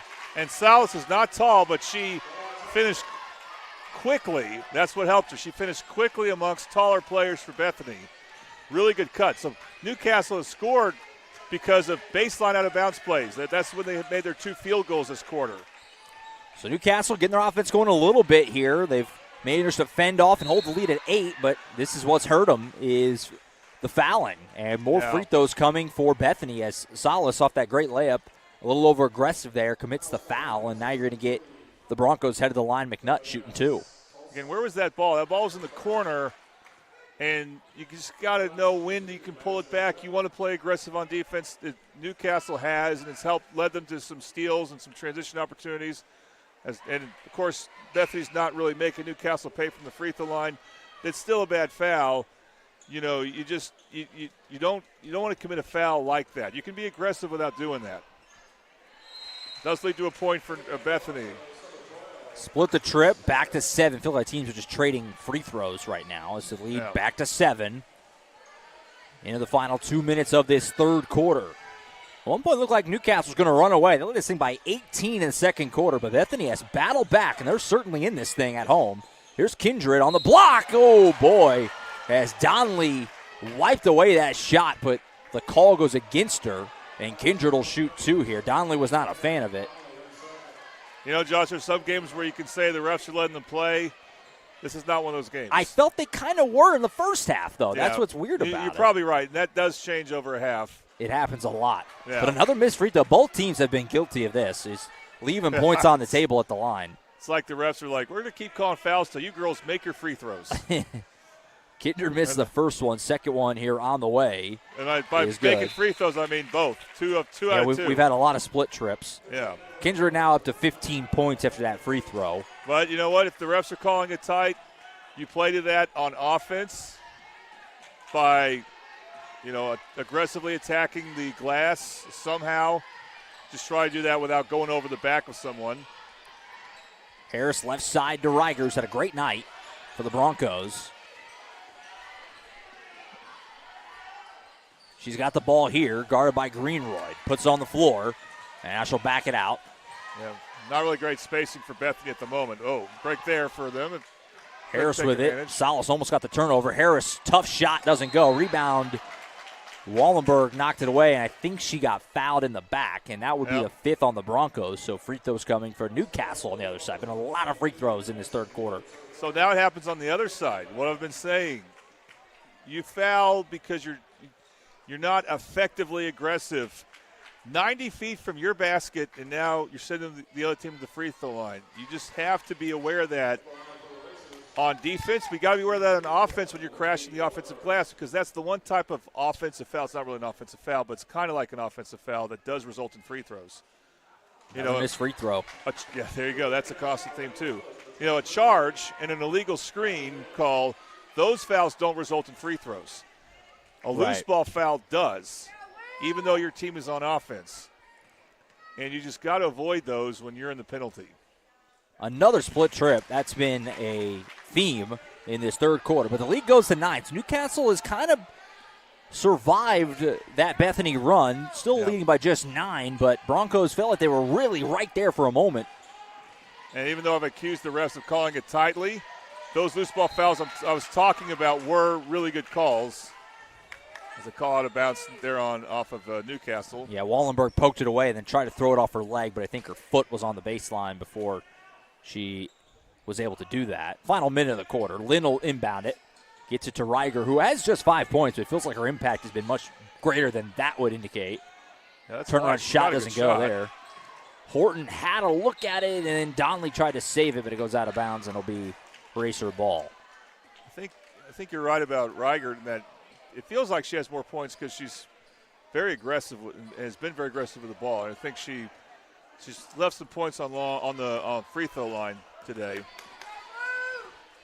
So leads 9. Newcastle with the ball here. Final 40 seconds of the third quarter. Salas with it. Left side to Wallenberg. Guarded by Harris. Back to Salas. Now Horton in the final half minute as she's got her feet on the Bethany Broncos mid-court logo. Newcastle not seemingly in any hurry here. They want to try and take it to the end of the quarter if they can. Maybe get this thing back to double digits. Wallenberg off a screen from Kindred. Final 10 seconds. Long pass to Salas. She'll take it down the lane. Contact. Pass to Kindred. Layup. Good. That's a tough no call. Now Bethany's got to hurry, and they wasted the rest of their time. They had time to try and maybe get it in and get a shot, but they didn't get it in time. So that's going to end the quarter. So what was a good quarter for Bethany ends up not helping them much. They whittled it from 13 to 11, but that's where we stand at the end of 3. Going to be an interesting finish. Hopefully you tune in for it. Final quarter coming up next right here on the Oklahoma Sports Network.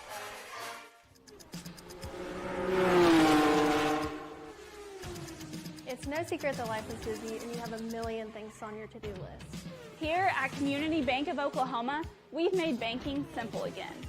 We can help you get to the important things in life, like the big game tonight. We do all the heavy lifting, so you don't have to. Race towards us at Community Bank of Oklahoma, because we wouldn't be a community without you.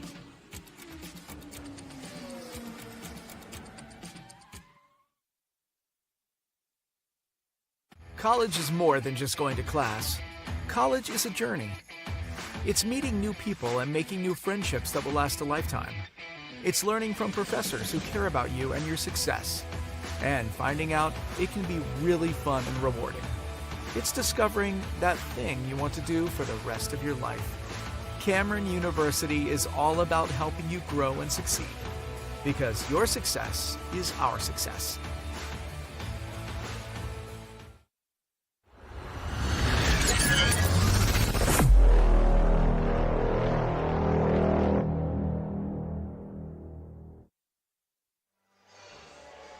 Back in Bethany, Josh Calloway, Jordan Ray, and the Oklahoma Sports Network. We head to the fourth quarter. Newcastle leads it 40-29 as we hit the final frame.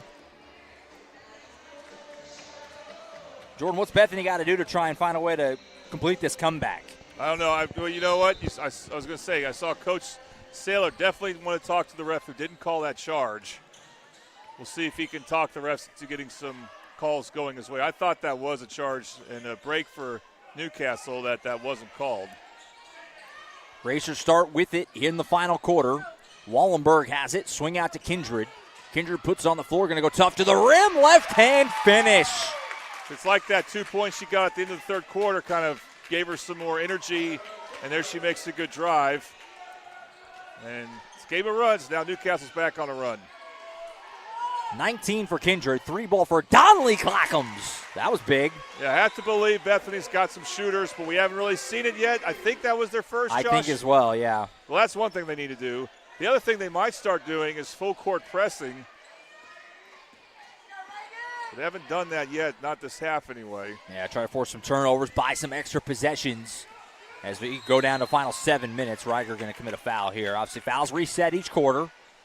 And so just the first on the Broncos. And we were able to see on this, because we lost that ability at Middale. We're able to see that that's Reigert's, I believe, first foul? First foul, yeah.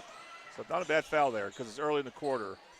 Here's Kindred, who has 19 tonight. Kick it out to Horton. Ball movement to Salas for an open three. Front of the rim, no good. Rebound pulled in by Donnelly.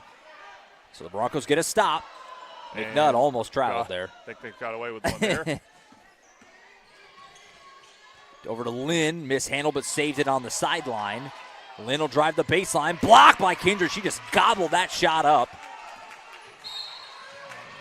Another foul.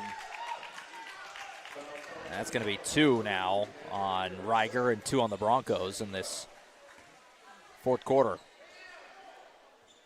Okay, now you want to. You're not in the penalty yet if you're Bethany, but you kind of want to avoid getting there quickly. Definitely want to be smart with those fouls. There's Greenroy with it, gives it up to Wallenberg. Newcastle trying to finish the job here and get out of town with a big top 10 win on the road to pad that resume. Greenroy pulls up in front of the free throw line. Cash. Yeah, that's something that Newcastle showed in the first half. They got guards who can hit mid-range shots. Not long twos necessarily, but mid-range twos when you're attacking the basket and the paint's clogged. Very good shot there. McNutt hand off to Lynn. And that's a cheapy foul there on Salas. That'll be the Newcastle's first of the fourth quarter. 5:55 to play in this final frame. 12-point lead for Newcastle, trying to hang on. Newcastle led it by 9 after 1, 13 at the break, and 11 after 3. Currently sits at 12. Bad pass here as Harris just sailed it, looking for McNutt, who was cutting, and frustrated with herself there after that pass. She just you got to take into account. You got to take into account your teammate's height. Yep. And McNutt's not that tall. You can't you can't air a pass like that. Wallenberg with it for Newcastle. Crossover move on Harris in the corner to Horton. She'll take it to the top. Greenroy with it. Greenroy has been quiet in this second half after torching the nets in the first half. Had that shot a moment ago. But no three-pointers yet for her in this second half. Wallenberg tried to get to Kindred. McNutt read it well and picked it off. So that's a stop. Bethany got to find a way to pile those up here in the final 5 minutes. Here's Lynn taking it strong to the rim. Got it to go, and the foul. That'll help. See, now Lynn drove the basket on the other side against Kendrick, and she needs to realize that Kendrick's not a player you want to just drive on because she's so athletic and can block your shot. There she attacks the basket when Kendrick's on the other side and makes the basket in his foul. Newcastle's they're not playing the Sims any right now, so they are smaller, and that's what Bethany should do in response is they need to attack the basket. Just be careful when you're trying to shoot around Kendrick.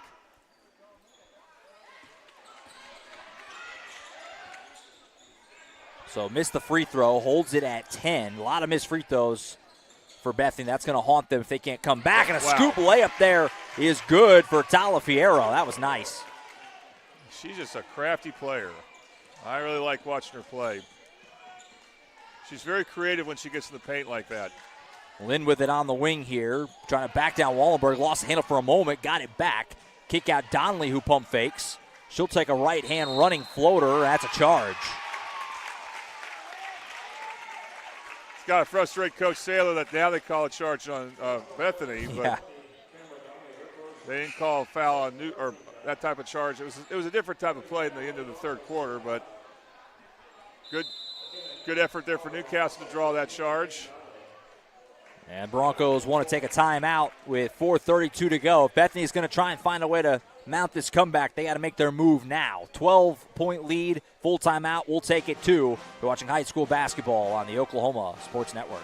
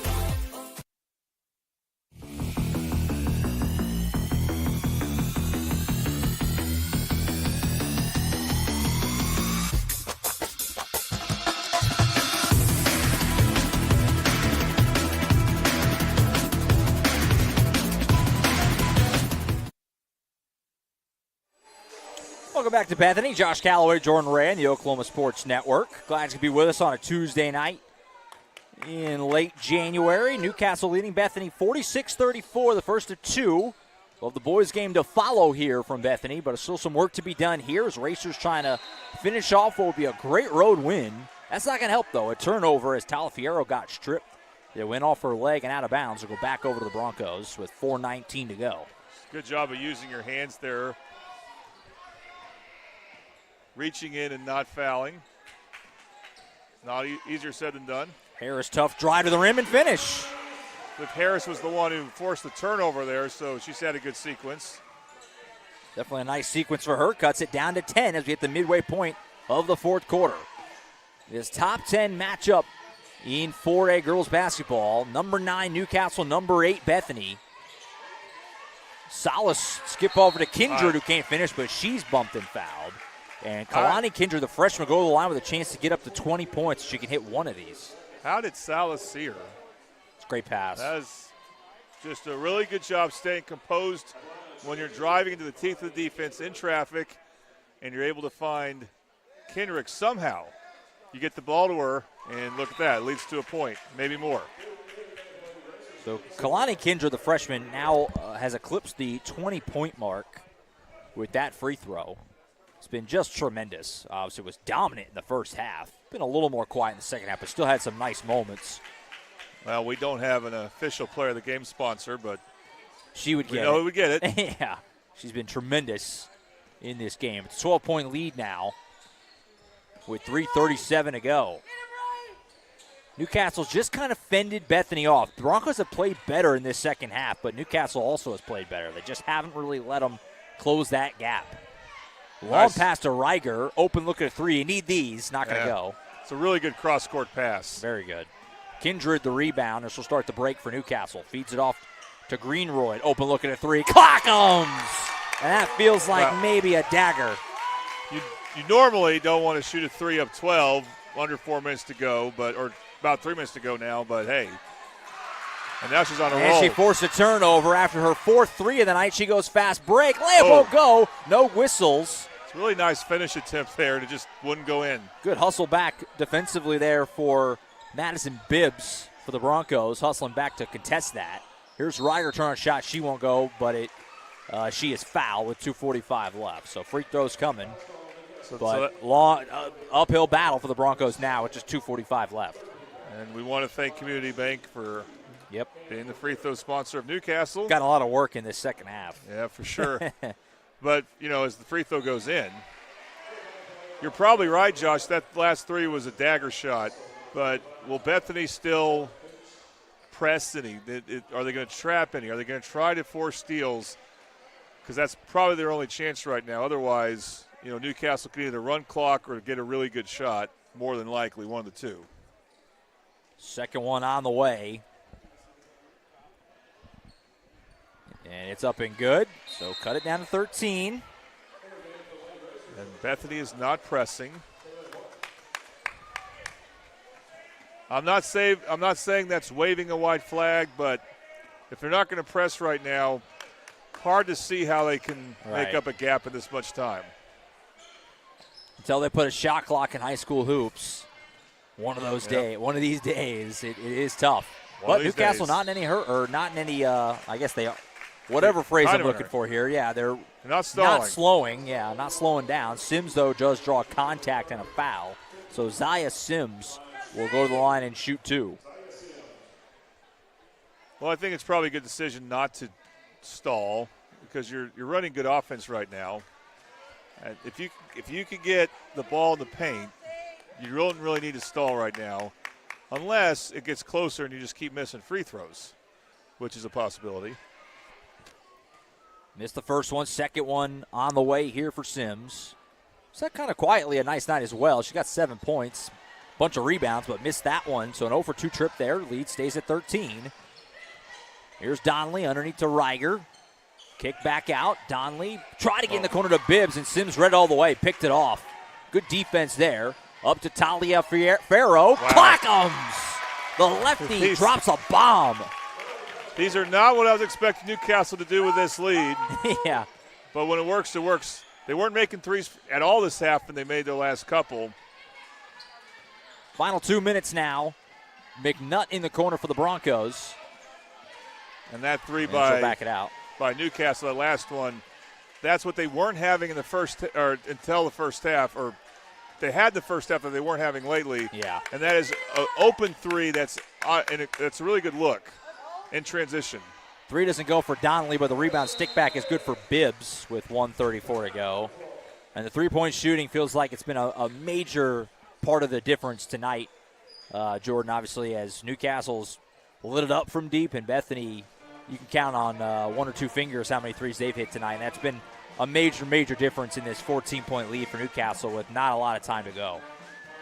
Yeah, we'll see if Coach Saylor, does he tell his team, again, they haven't been pressing. Either that will change, or does he tell his team to maybe foul a particular player from Bethany, maybe Sims, or maybe another player. Go ahead and start playing the foul game. See if you can get some yeah. missed free throws. And you're at 5 fouls, so. Yeah. Otherwise, I'm not sure what your message would be if it's not one of those two things. Because you got to think about getting stops. What are you going to do to catch up when Newcastle has the ball?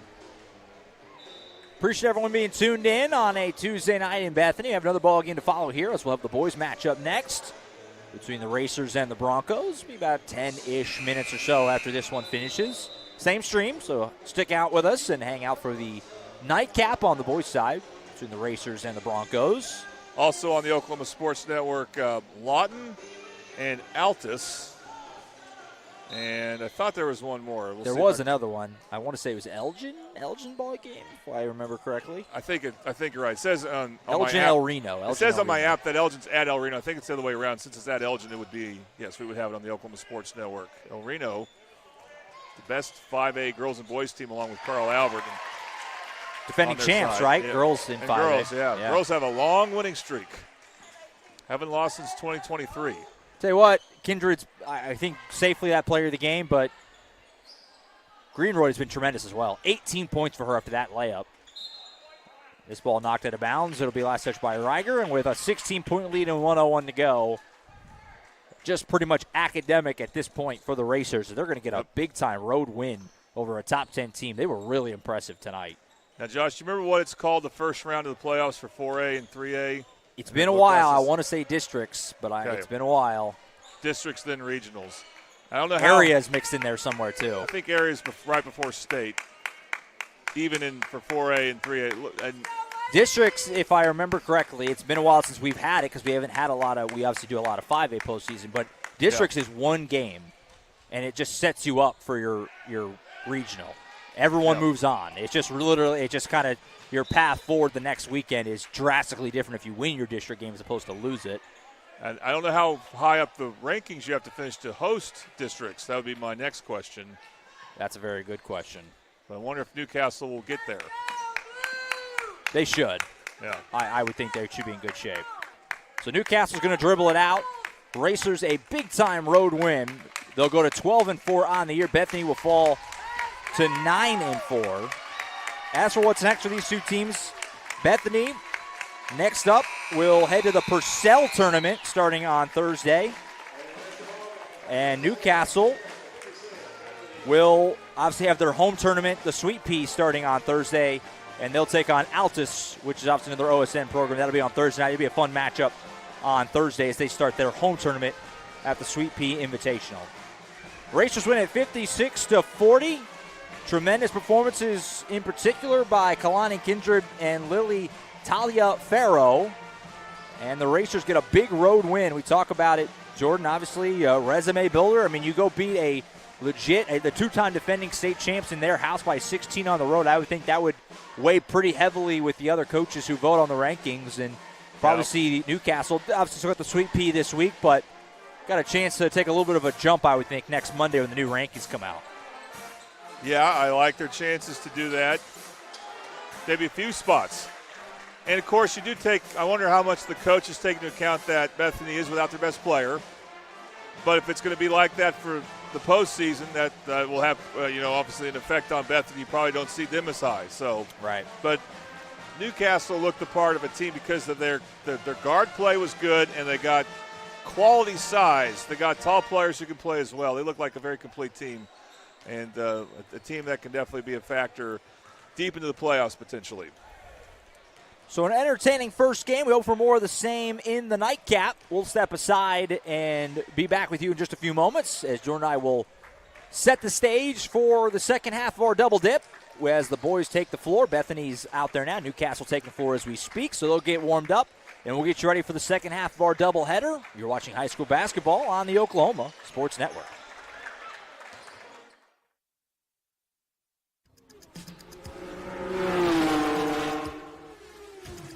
It's no secret that life is busy and you have a million things on your to-do list.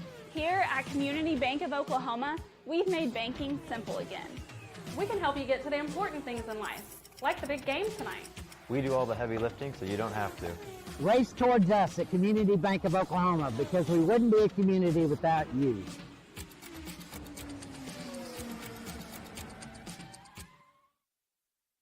College is more than just going to class. College is a journey. It's meeting new people and making new friendships that will last a lifetime. It's learning from professors who care about you and your success. And finding out it can be really fun and rewarding. It's discovering that thing you want to do for the rest of your life. Cameron University is all about helping you grow and succeed. Because your success is our success.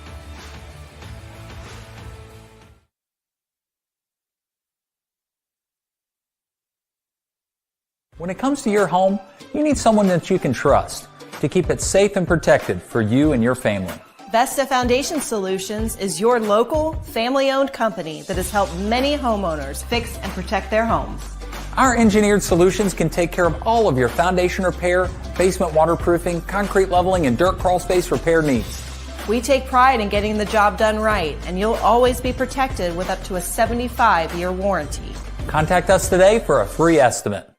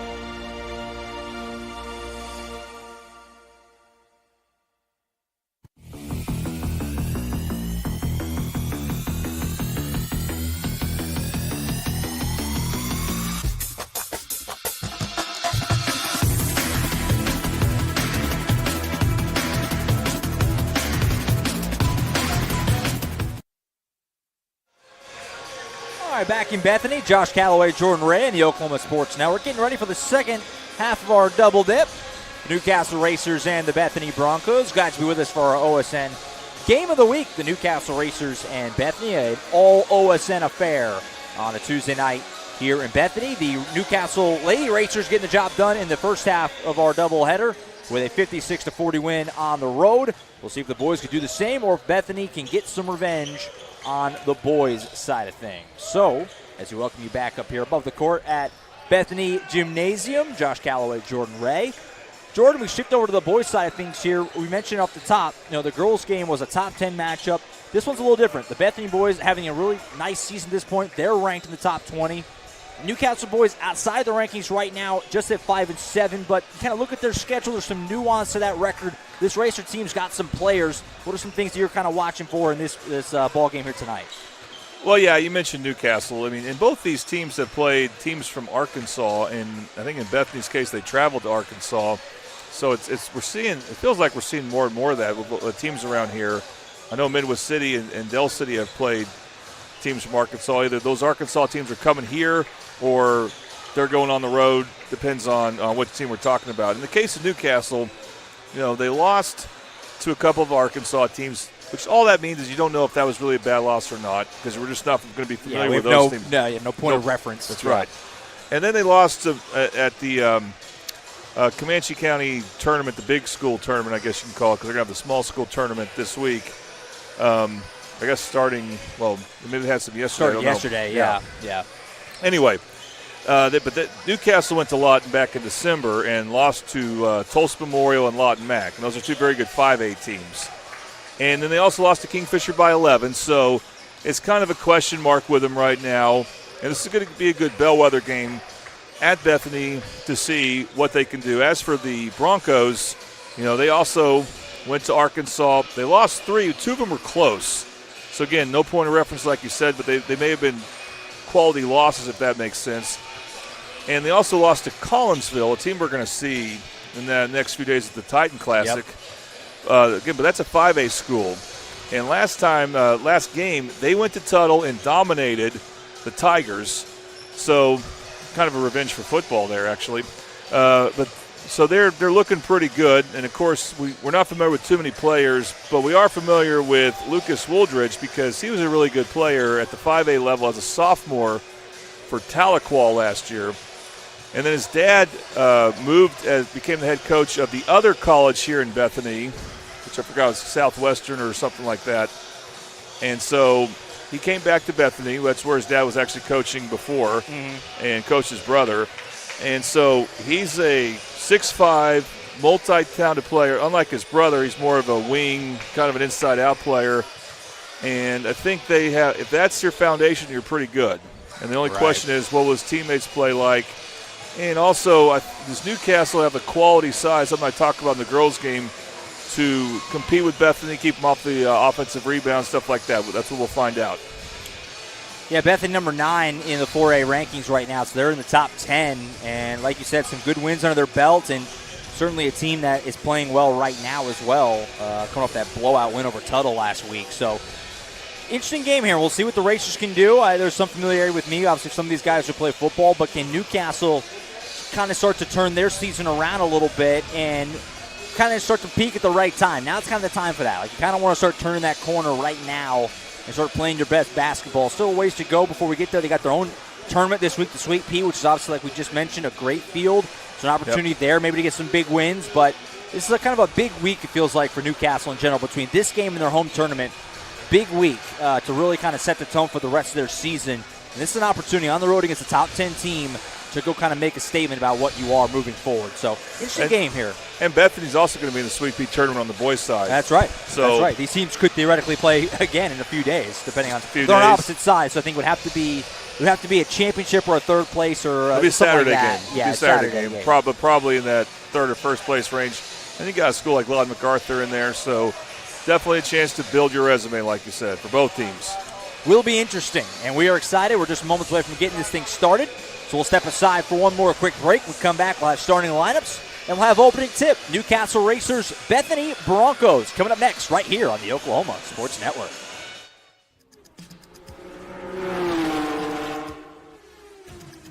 It's no secret that life is busy and you have a million things on your to-do list.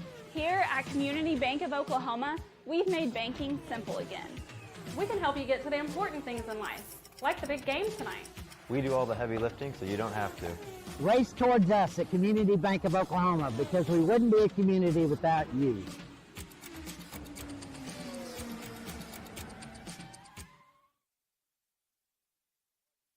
College is more than just going to class. College is a journey.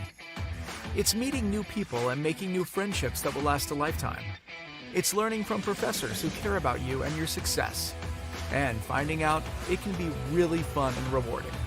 It's discovering that thing you want to do for the rest of your life.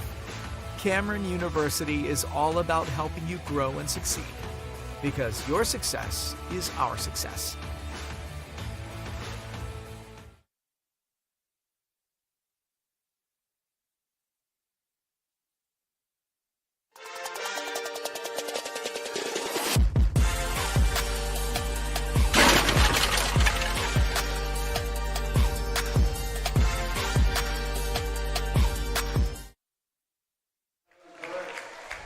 Back here in Bethany, ready to get this one started in just a moment. Josh Calloway, Jordan Ray on the Oklahoma Sports Network. Starting lineups for tonight's ballgame. First for the Newcastle Racers, the road team tonight. Number 2, Rex Heskew, go-to guy on the football field for anyone tuned in for football broadcasts. Knows well, 6-foot senior. Number 4 is Zachary Cragg, a 6'4" senior as well. Number 5, Alan Price, a 5'11" junior. Number 11 is John Trey Sloan, a 6'6" sophomore. And number 15, rounding out, Antonio Brown, 5'11" senior. A very fun player to watch on the basketball court in addition to the football field. And, of course, the Racers are coached by Jesse Brown, coming to play tonight at 5 and 7. Newcastle will be taking on the Broncos, who will be the home squad tonight. Number 1 is Lucas Wooldridge, a senior for the Broncos. Number 11 is Aiden Todd, a 5'10" senior. Number 13, Jackson Payne, a 6'3" senior. Number 21 is Wyatt Geisler, a 5'8" senior. And then number 22 is Garrett Johnson, a 6'2" senior. So an all-senior starting 5 for the Broncos, a very old veteran team as they play here on their home floor. The Broncos coached by Brett Cannon, and they come into play tonight at 7 and 4 on the year. Broncos home squad in their home white with the deep purple Bethany across the chest and numbers. Newcastle in the road blacks with blue numbers on the front and back. I've already mentioned him, but in fact I mentioned him twice. I'm curious to see what type of role Lucas Wooldridge has with his team on offense. And you can tell right now Bethany is the bigger team. Can they exploit that? Will Newcastle play their game? And what is their game exactly? Because we're not too familiar with them, so we'll find out. John Trey Sloan will do the opening tip. He's at 6'6" against Wooldridge, who's listed at 6'5".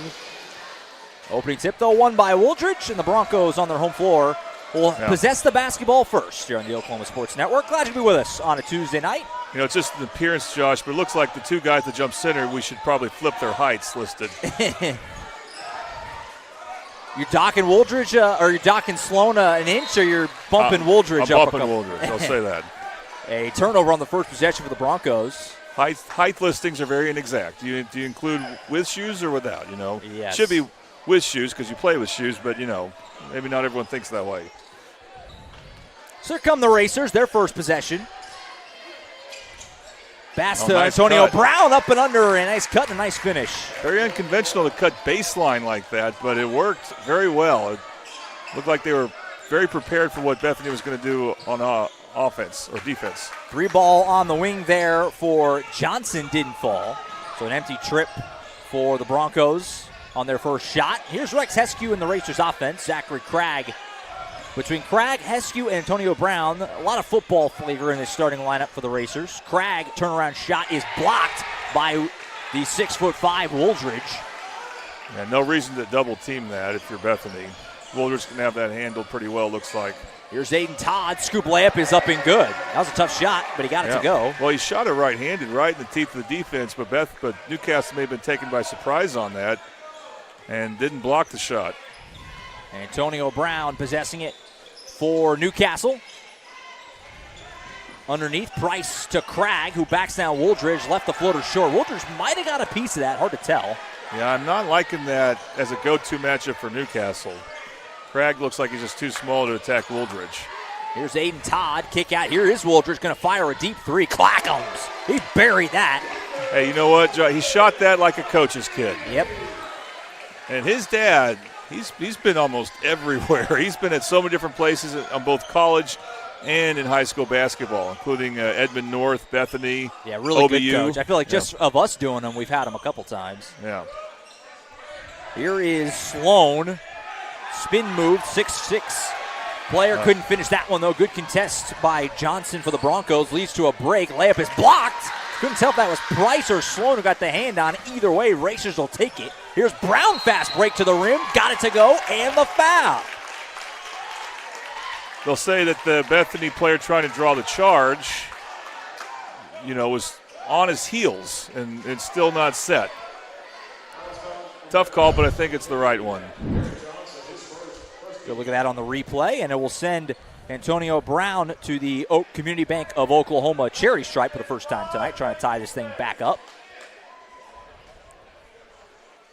Of course, this Racer program under Jesse Brown in kind of the glory days. Their first ever trip to the state tournament 2 years ago.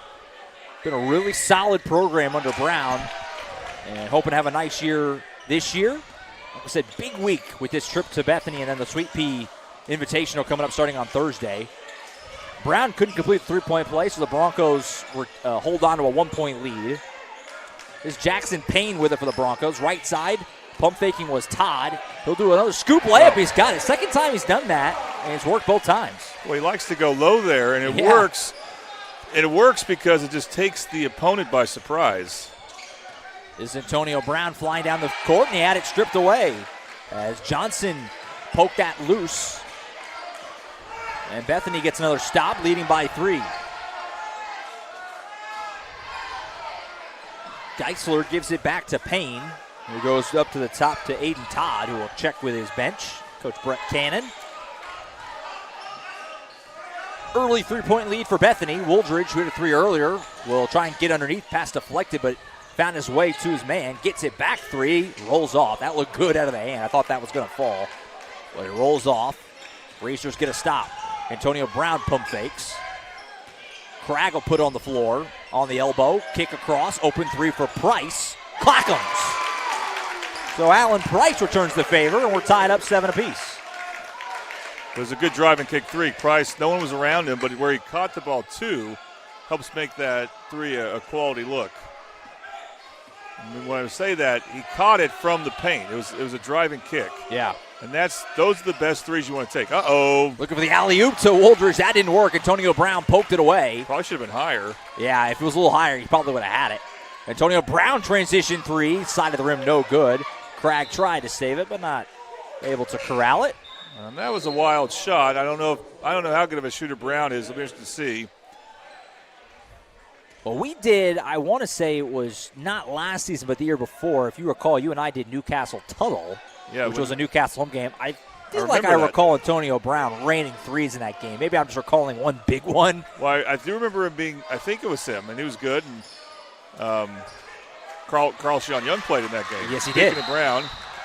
And Brown almost got a turnover there. He read it well, but ended up stumbling over it and kicking it. By the way, into the game for the Broncos is number 4, Denton Jaggers, a 6'4 junior. Broncos have multiple Jagger on their team, but not in the way you think. They have Denton Jaggers, but then they have Jagger Weaver on their team. Could get a little confusing. We'll see how the night progresses. But not Mick Jagger. No, not that I know of. Braxton Mullins, number 5, also in the game for Bethany for the first time. Bad pass here as Todd just got caught without a plan. Price picked it off. Racers get the turnover. Tied up 7 apiece, 3:14 to go in the first. Yeah, that's a good way to describe it. He had nowhere to go and nowhere to pass it. Nowhere to shoot around the basket, nowhere to pass it. Oh. Well, he makes up for it. Only almost did. He poked it away from Brown, but it was saved. In the game for the Racers. Number 14 is Chapman McCulley, 6'4" senior off the bench. He passes it down low to Cragg. Turnaround shot will roll home.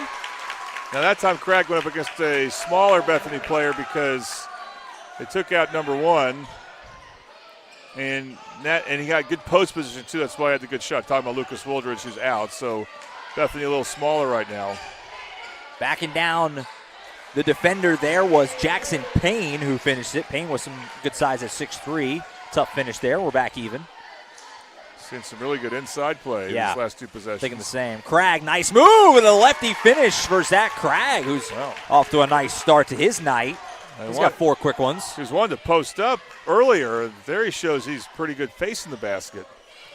11-9 now your score. 2:10 to go in the quarter.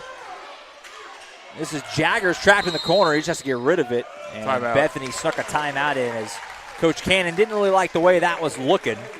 It's interesting you would burn a timeout to save a possession in the first quarter, but I get it. And, you're in that corner. Someone's open, but it's hard to see him. It's just really hard to see him. And you only have 90 degrees of real estate.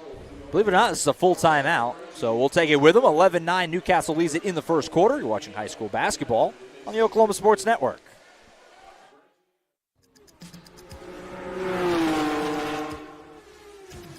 It's no secret that life is busy and you have a million things on your to-do list. Here at Community Bank of Oklahoma, we've made banking simple again. We can help you get to the important things in life, like the big game tonight. We do all the heavy lifting, so you don't have to. Race towards us at Community Bank of Oklahoma because we wouldn't be a community without you.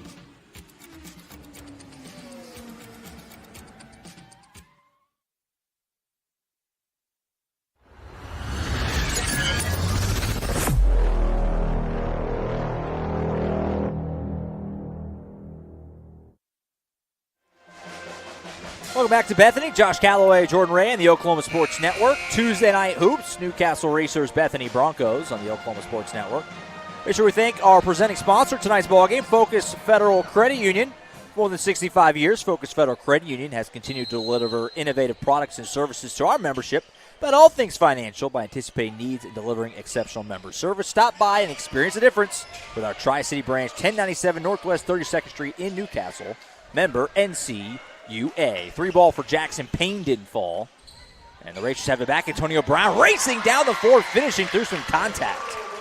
Definitely the best play he's made so far. He's kind of reckless, kind of sloppy with the basketball, and until that play in there, he was under control and just exploded to the basket.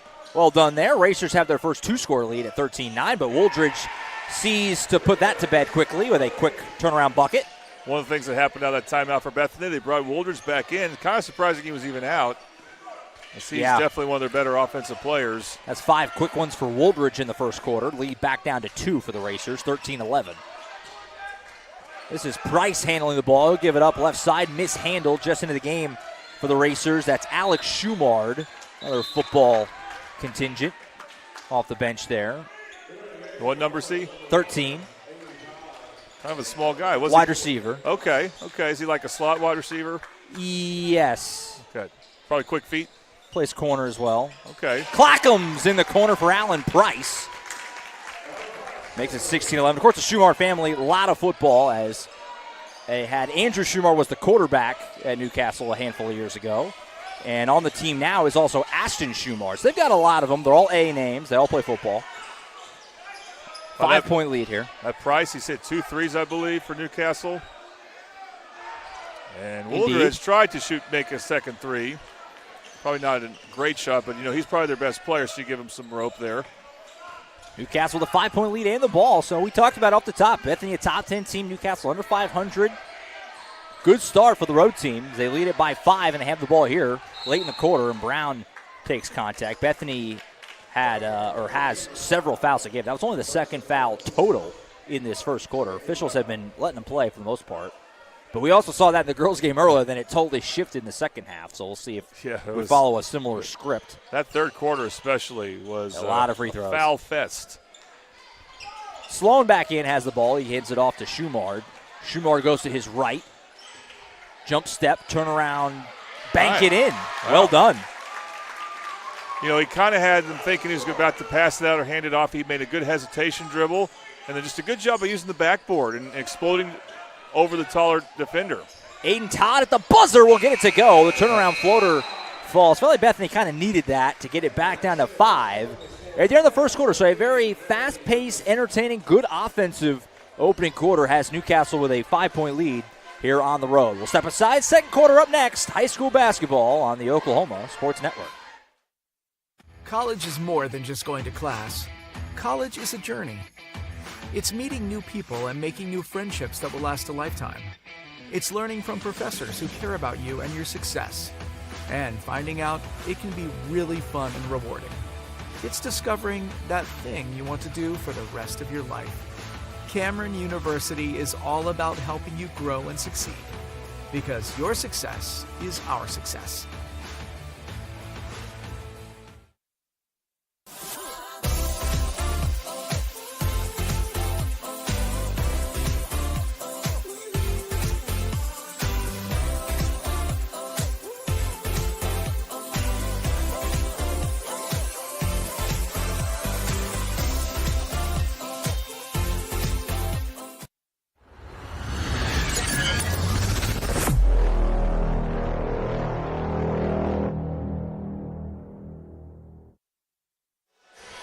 Back to Bethany. Josh Calloway, Jordan Ray on the Oklahoma Sports Network.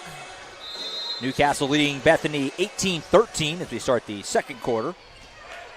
Alex Schumar with it for the Racers, and this first possession of frame number 2.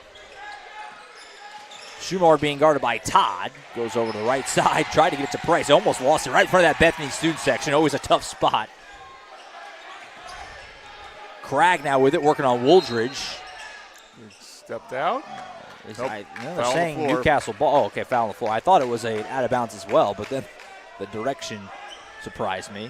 I didn't see a foul signal, though. Nevertheless, Racer ball. Cragg off the inbound. Takes it tough to the rim and finishes. Zach Cragg doing some nice things. Racers lead back to 7. It reminds me of a player like, I think last name Howard for Butler. Oh, nice pass there. Oh, just couldn't get the left-handed layup to go. I was going to say, Cragg reminds me of a player from Butler a few years ago and played on this national championship teams, or at least the teams that played for the national championship. I think his last name was Howard. Matt Howard, I think? Yeah, just curly hair, and the way he is crafty around the basket, you wouldn't expect it for his size, but he figures out a way to get a good shot off, unless he's being guarded by Wooldridge. Wooldridge currently guarding Schumard here on this possession. He gives it over to Sloan. Sloan back to him. Cragg with it again, underneath to Sloan. Sloan, fade away. Can't roll it home. Schumard, though, a nice rebound. The much smaller Schumard against Wooldridge, but his wild shot won't go. Wooldridge contesting that. Yeah, Schumard, with Wooldridge on him, should have kicked that ball out. That was a good offensive rebound, but he kicked that ball out. Todd somehow saved that. Broncos have it back. Bounce pass underneath to Payne and a nice finish. Well, Payne just exploded the basket there. Bethany's finding people around the basket. They're doing a good job of attacking the paint. They just missed a couple of close-up shots. It's been a good offensive game so far. And that's almost a turnover to say that, but that's going to lead. That almost a turnover is going to lead to a timeout. Yeah, Coach Brown for the Racers going to take one here with 6:10 to play in the first half. Just a 30-second timeout. We'll stick here. 5-point lead for Newcastle. They led it by 5 as well at the end of the first quarter. They've traded buckets early stage of this second frame.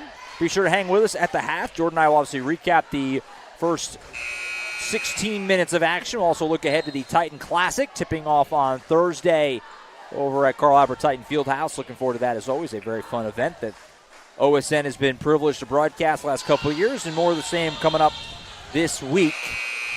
19 games in 3 days, and we'll have them all starting on Thursday at noon. And we'll peek ahead to that coming up at the half. Yeah, the nice thing about that, again, we've shown the matchups before, and we'll show them again. Just the fact that we know the Friday and Saturday matchups is actually kind of cool because there's some good matchups. Yeah, you can just kind of pencil it in, look forward to it. We all know what we're doing. There's no shifting things around. It's a lot easier logistically, that's for sure. Racers have the ball up by 5. Handling it here is number 10, Camden Colbert, into the game for the first time, and he travels. Colbert, he had a good pump a fake, junior. But he was so quick at that pump fake, I think he wasn't able to, his balance wasn't able to match his speed there. Todd will bring it down for the Broncos.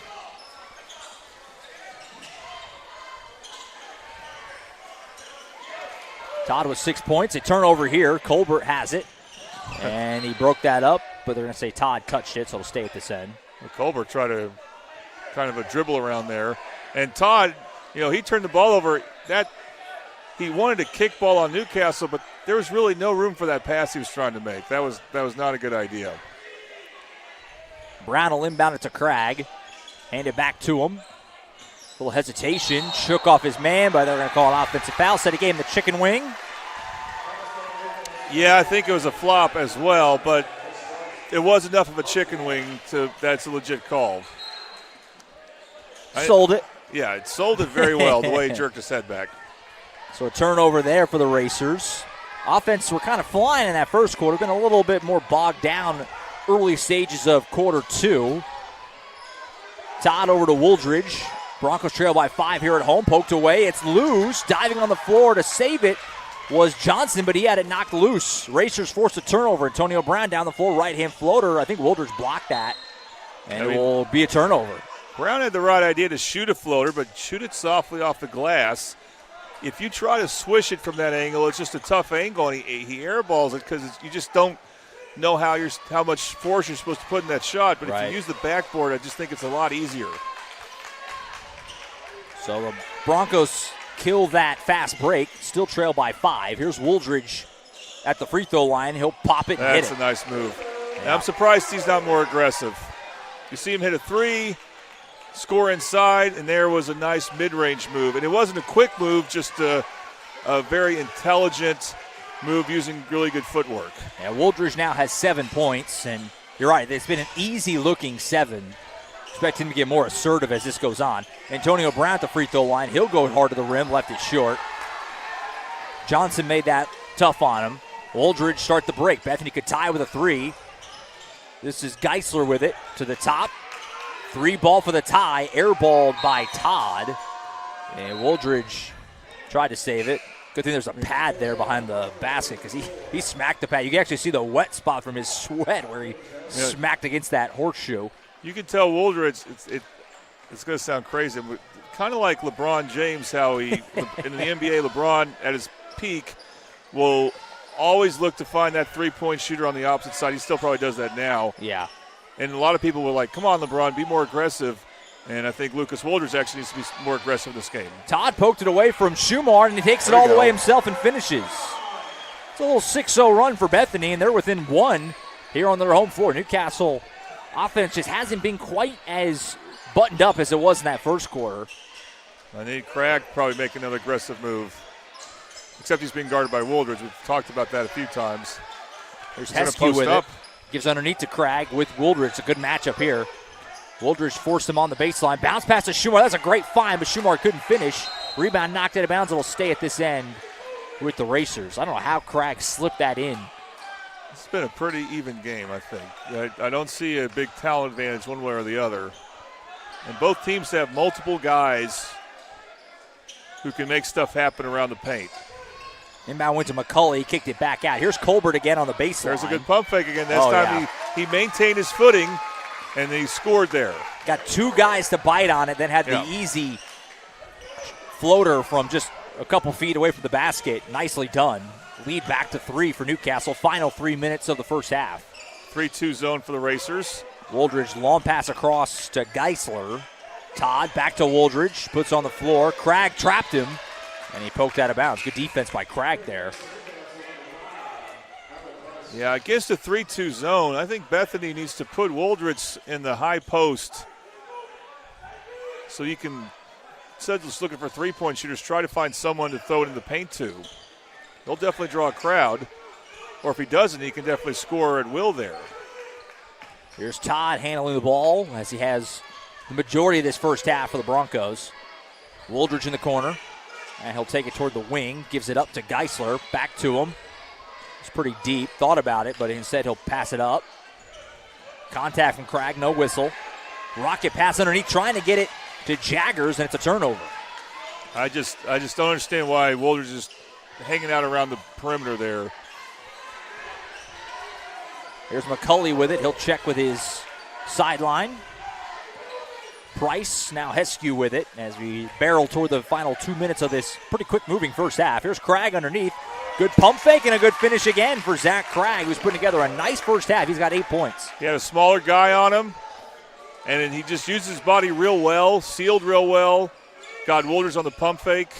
You're seeing a really good offensive game for Cragg. I'm seeing why Newcastle goes to him as much as they do. 3 ball for Woldridge, airballed it long. That one was way off.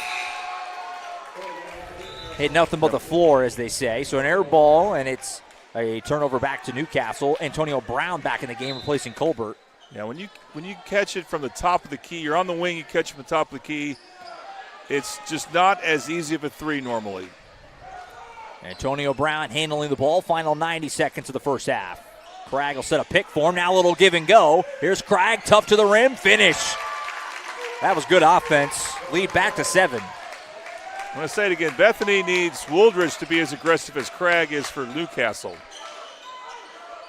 Geisler with it, trying to get underneath to Woldridge in the corner. Back to him, now he has it with some space to work with. Rocket pass across.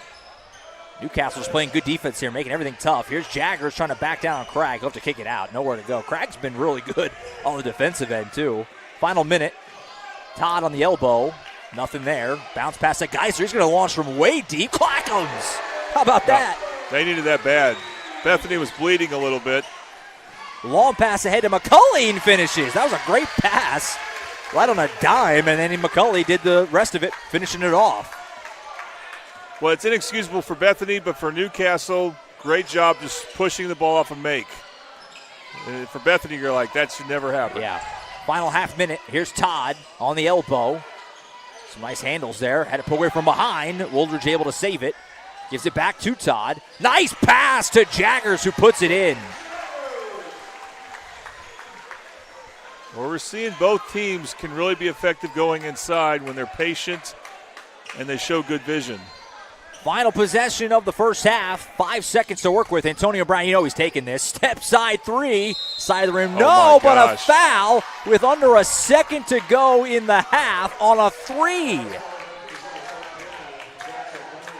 That's a brutal way to end the half for Bethany. Obviously, Antonio Brown's got to make him pay at the line, but if he sinks these, who they call it on 13? 13, yeah, which is Jackson Payne. That's only his first foul. There's only been, I believe, 4 total fouls in this first half, but a brutal one there for Bethany. Payne's got to realize Brown is, that's just not a good three-point shot. He's not set. He's jumping sideways. When he shoots that, you don't need to try to block it. Just have your hands up and close out the way you're taught, but you don't have to overextend yourself like that. And so he made the worst decision. Brown was shooting. That was not a good 3 there, I thought, but it worked. He gets 3 points. Brown makes them all count at the Community Bank of Oklahoma charity stripe. And just like that, the lead goes back out to 7. Well, Bethany did some nice things there late to cut it down to 4. 4 and 7 feels like a big difference at the break. Still, obviously, a ball game, but Racers got to like where they're at here on the road, leading by a touchdown, 31-24. We also want to make sure right at the end of the half there, I don't know if we ever got to the line any other time, the Community Bank of Newcastle charity stripe. I want you to know we're the winning pick. We make your banking simple, stronger together. Race toward the finish to Community Bank of Oklahoma. Wouldn't be a community without you. Bank your shot when you bank with us. Putting you first is 1907. Bank on us. Community Bank of Oklahoma taking the hassle out of banking since 1907. All right, Jordan and I will step aside here for just a few moments. We'll come back. We'll wrap up the first half and look ahead to the Titan Classic starting on Thursday in Midwest City and get you all ready for the second half of action between the Racers and the Broncos. You're watching high school basketball on the Oklahoma Sports Network.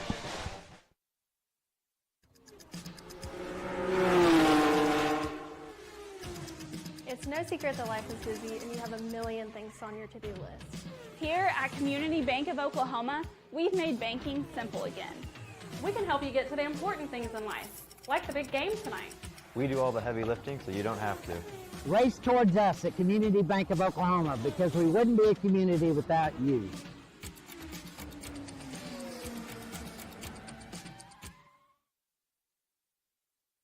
College is more than just going to class. College is a journey.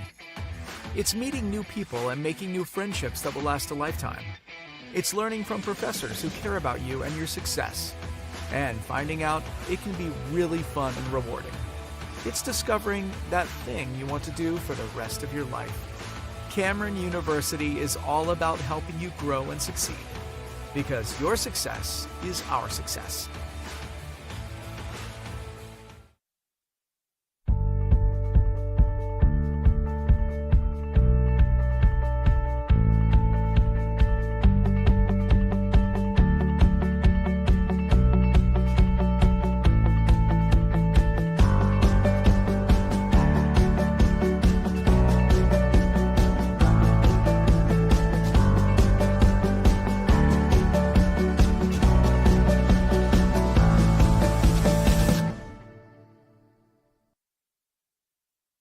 When it comes to your home, you need someone that you can trust to keep it safe and protected for you and your family. Vesta Foundation Solutions is your local, family-owned company that has helped many homeowners fix and protect their homes. Our engineered solutions can take care of all of your foundation repair, basement waterproofing, concrete leveling, and dirt crawl space repair needs. We take pride in getting the job done right, and you'll always be protected with up to a 75-year warranty. Contact us today for a free estimate.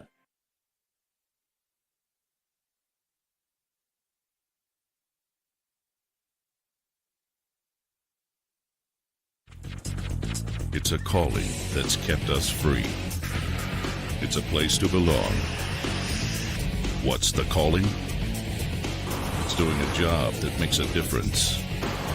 Serving your community and your country. It's part-time service where the impact is full-time. What's your calling?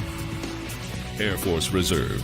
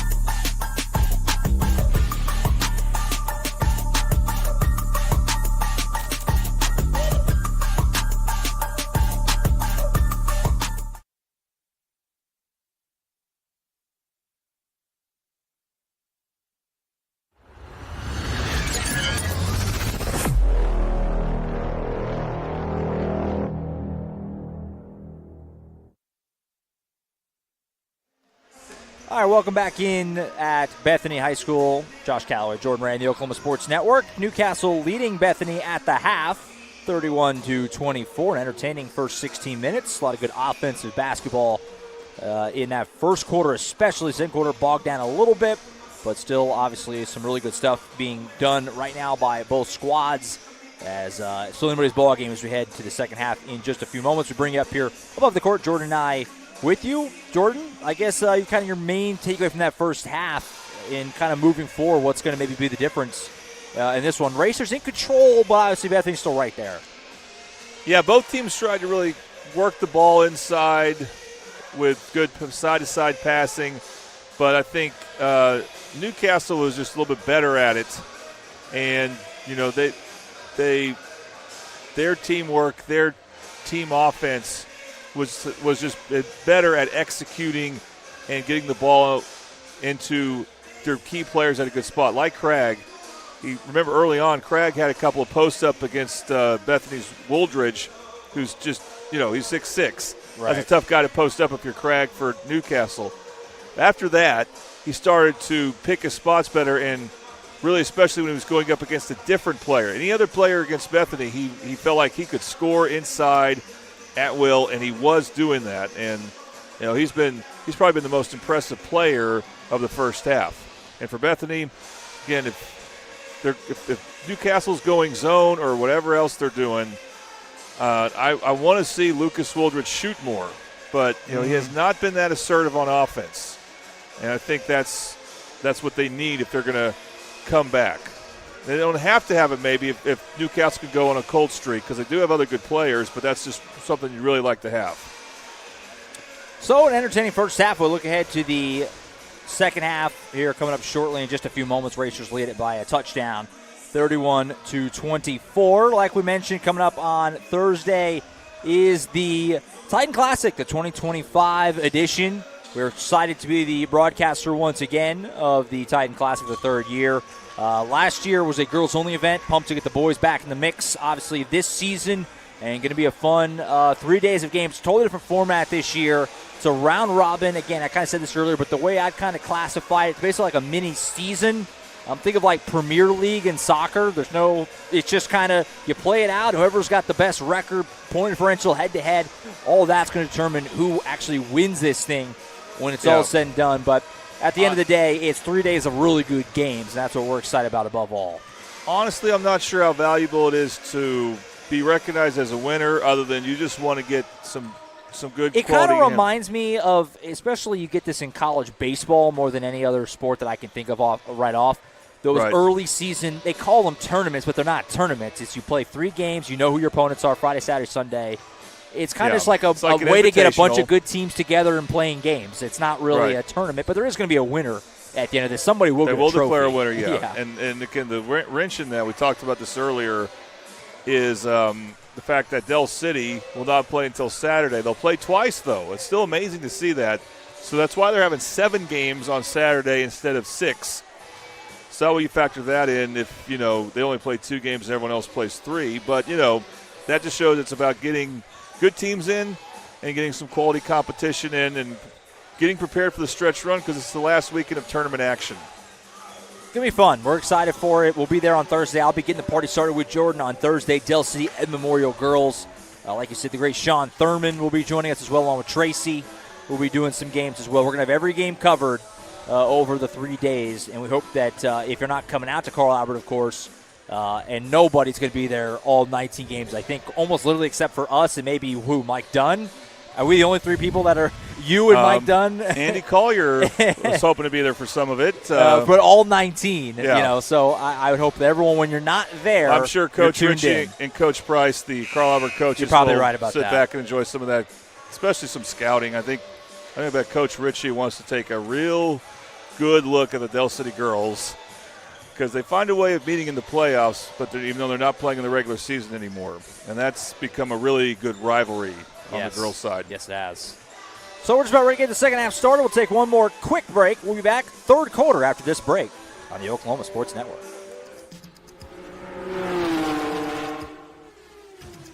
It's no secret that life is busy and you have a million things on your to-do list. Here at Community Bank of Oklahoma, we've made banking simple again. We can help you get to the important things in life, like the big game tonight. We do all the heavy lifting, so you don't have to. Race towards us at Community Bank of Oklahoma, because we wouldn't be a community without you.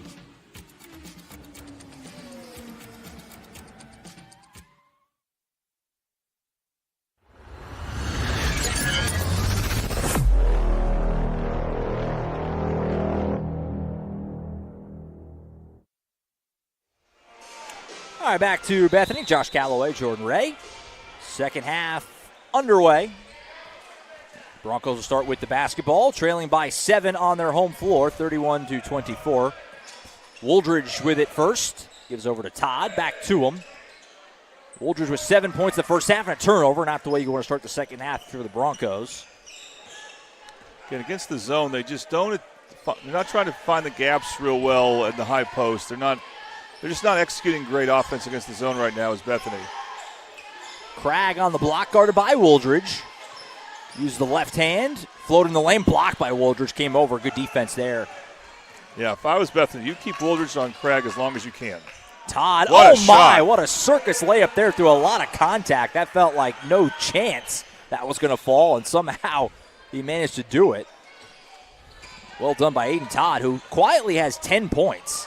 And now a turnover by Heskew, and start the break for the Broncos to get this down to one score here. Todd trying to add to it, couldn't get it. Payne, though, the offensive rebound. Turnaround shot, left it short. Missed opportunity there for Bethany on the fast break. Newcastle, when they throw the ball in the paint, they need to make sure they have a good passing angle for it. That was just not a good pass that was stolen because they were basically telegraphing it. It was an easy pass to get your hands on. Long two for Brown off the front of the rim, no good. Loud rebound there. Start the break again for Bethany. This is Geisler for three. Almost got a crazy roll, but Payne another offensive rebound, but couldn't finish. Got his own miss, though. And the Broncos piling up some offensive rebounds in the early parts of this third quarter. Todd. Travel. Yeah, that's a travel. Payne timed his offensive rebound so well because of that ball hitting the rim one extra time, and then he just quick shot it. Yeah. Didn't have to do it that quickly. Yeah, it felt like he had a beat more than he thought he did. And he missed it. So Bethany doing some nice things, but only 2 points in the first couple minutes here.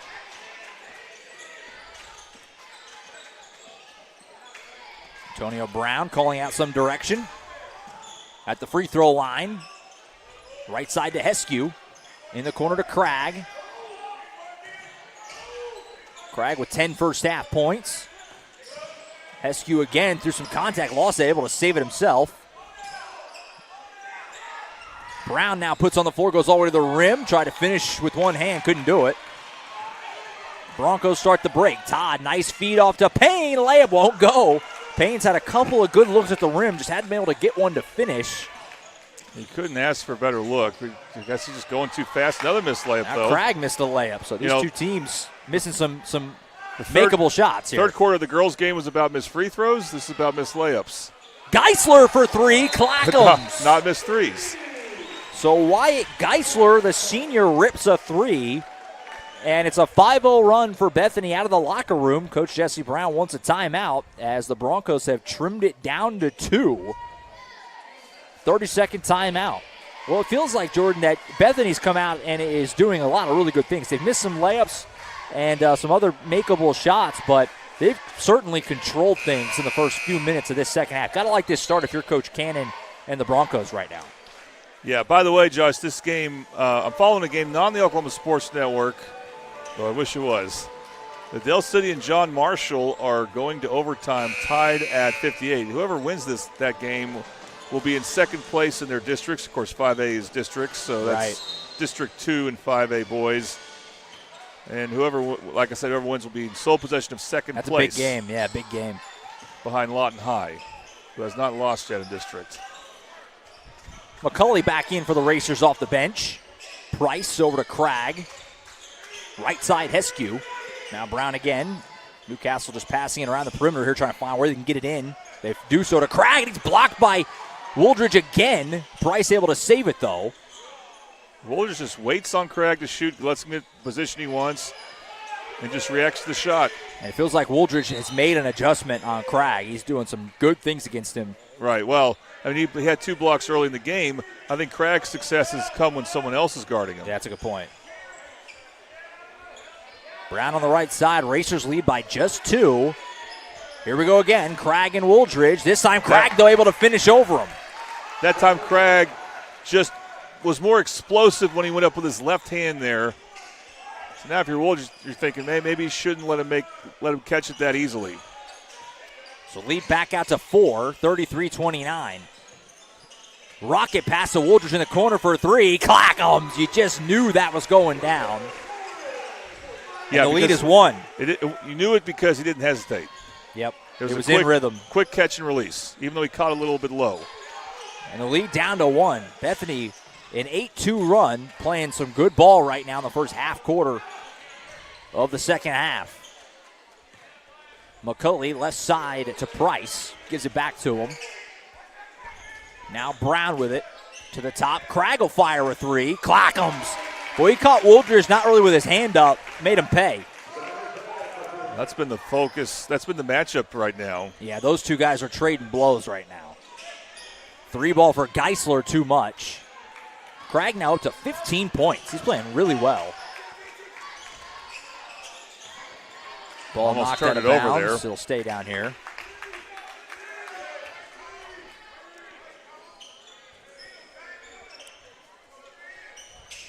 Brown will do the honors in the inbound and get it right back for McCulley.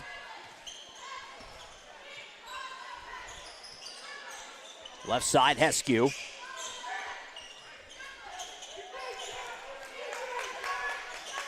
Some of these guys huffing and puffing a little bit right now, taking their time, trying to catch their breath on this possession. McCulley again over to Heskew, left wing, guarded by Geisler. To the top, McCulley. Hand off Brown once more. He's watched by Payne. Newcastle taking their time on this possession. Brown will back down Woldridge, takes it at him at the block. Has to kick it back out to Cragg. Woldridge did a good job closing him off there. Now Cragg had it poked away. I think Geisler came over and got a hand on it. So after all that time, no shot for Newcastle. But a bad pass here for Geisler. Somehow made an effort to save it, but Price able to pick it off. I don't know what he's thinking with that pass. Yeah, I don't either. So Newcastle ends up getting it back after all that. Still up by 4 as we near the 2-minute mark of this third quarter. And again, I shouldn't even say anything. I'm making a mistake and I know it. There have been so few fouls in this game. A shocking amount. I think 4 total is all we've had with under 2 minutes to go in the third. I love it. The pace has been tremendous.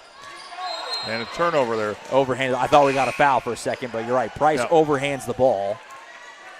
Well, I think these guys, and more so than the girls, they know how to defend without fouling. They, that's been an impressive thing. Yeah. The only time they've been on a couple pump fakes, that can lead to fouls, but that's not what happened there. And also, we've seen turnovers in this game. Both teams have turned the ball over in situations where it prevents them from drawing a foul.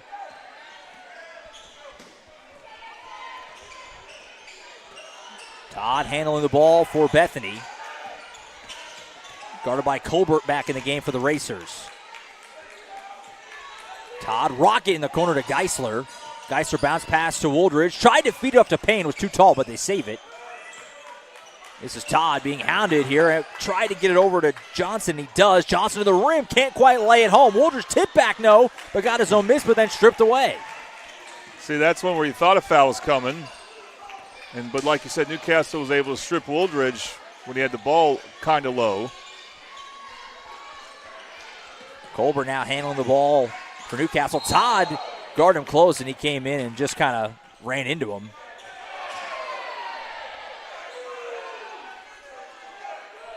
Sloan getting a warning there as Todd went to help Colbert up, and Sloan came over and kind of pushed him out of the way a little bit, said, I'll help my teammate up. Got a little bit of a warning. A little bit. It was a bit of a hard foul. Just a normal,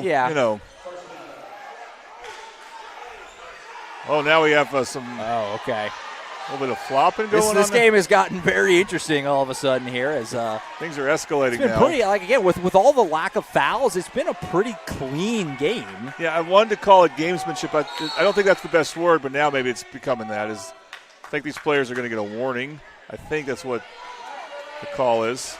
Antonio Brown's trying to get something to happen. Yeah, they want to go into him. And there's a foul. And that's why, I guess Yeah. So Johnson fouls Sloan.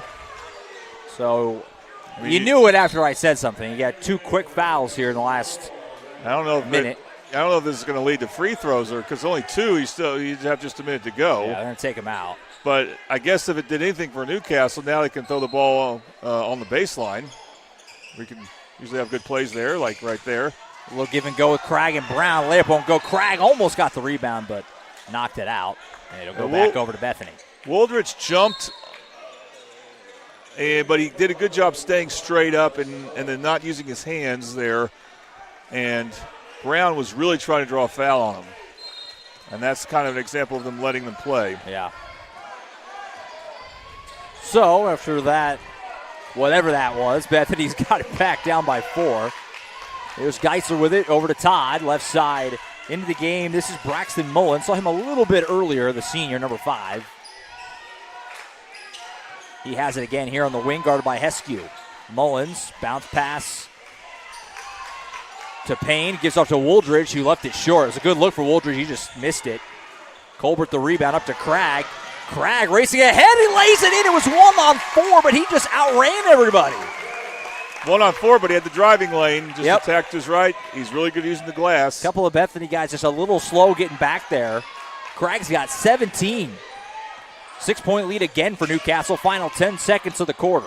Here's Wooldridge, who's been kind of quiet last few minutes, and he missed again. Good defense by Cragg. Heskew, can he get a shot up? This will count if it goes off the backboard. And that's going to end the first half. So kind of back and forth. Bethany came out swinging, but Newcastle settled in and went on a little run of their own. And at the end of 3, they have a 6-point lead. 38-32 Racers on top of the Broncos. Watching high school basketball on the Oklahoma Sports Network. College is more than just going to class. College is a journey. It's meeting new people and making new friendships that will last a lifetime. It's learning from professors who care about you and your success. And finding out it can be really fun and rewarding. It's discovering that thing you want to do for the rest of your life. Cameron University is all about helping you grow and succeed. Because your success is our success.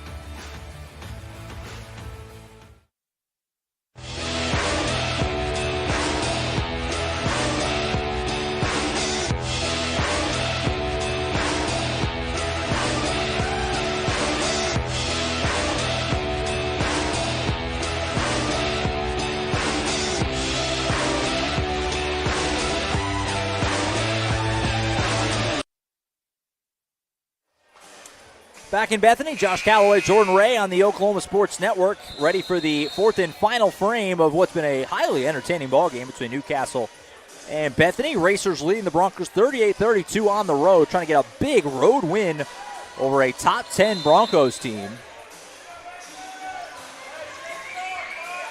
And we'll see what happens in the final 8 minutes.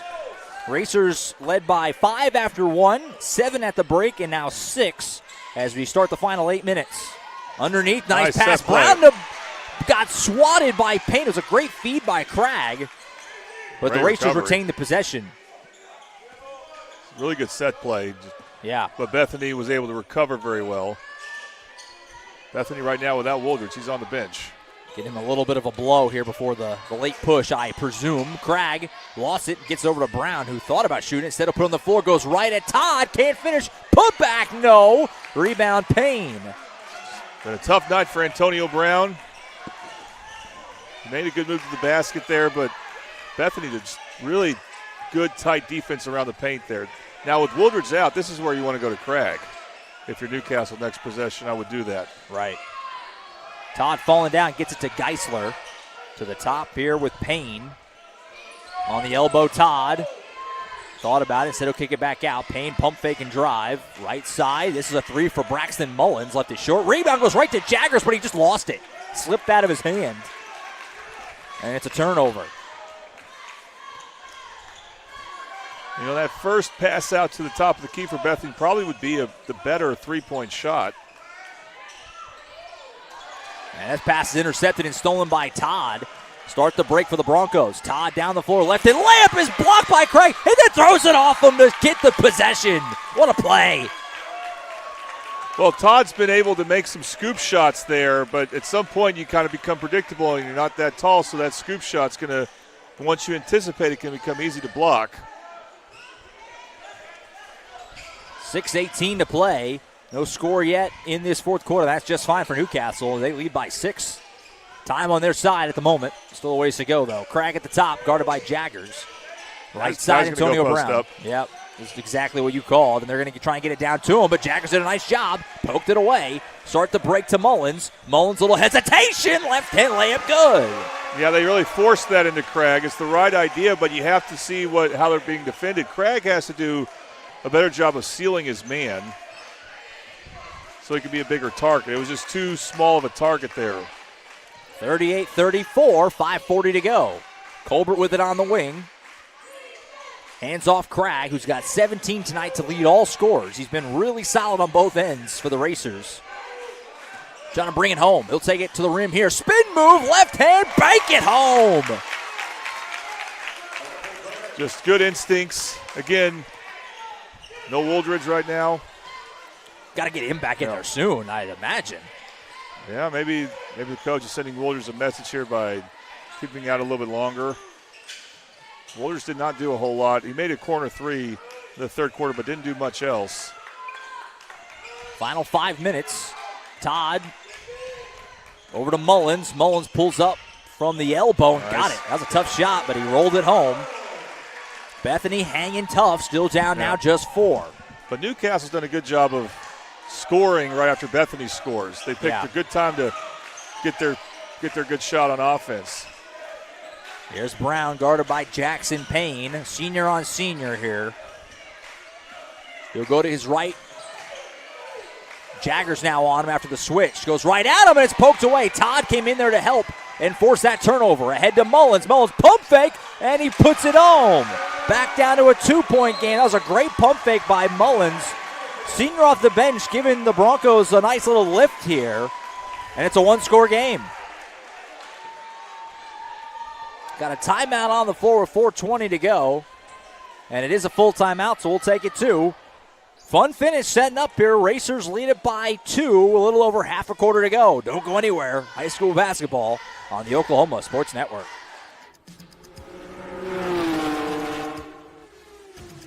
It's no secret that life is busy and you have a million things on your to-do list. Here at Community Bank of Oklahoma, we've made banking simple again.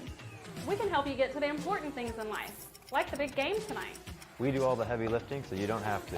Race towards us at Community Bank of Oklahoma because we wouldn't be a community without you.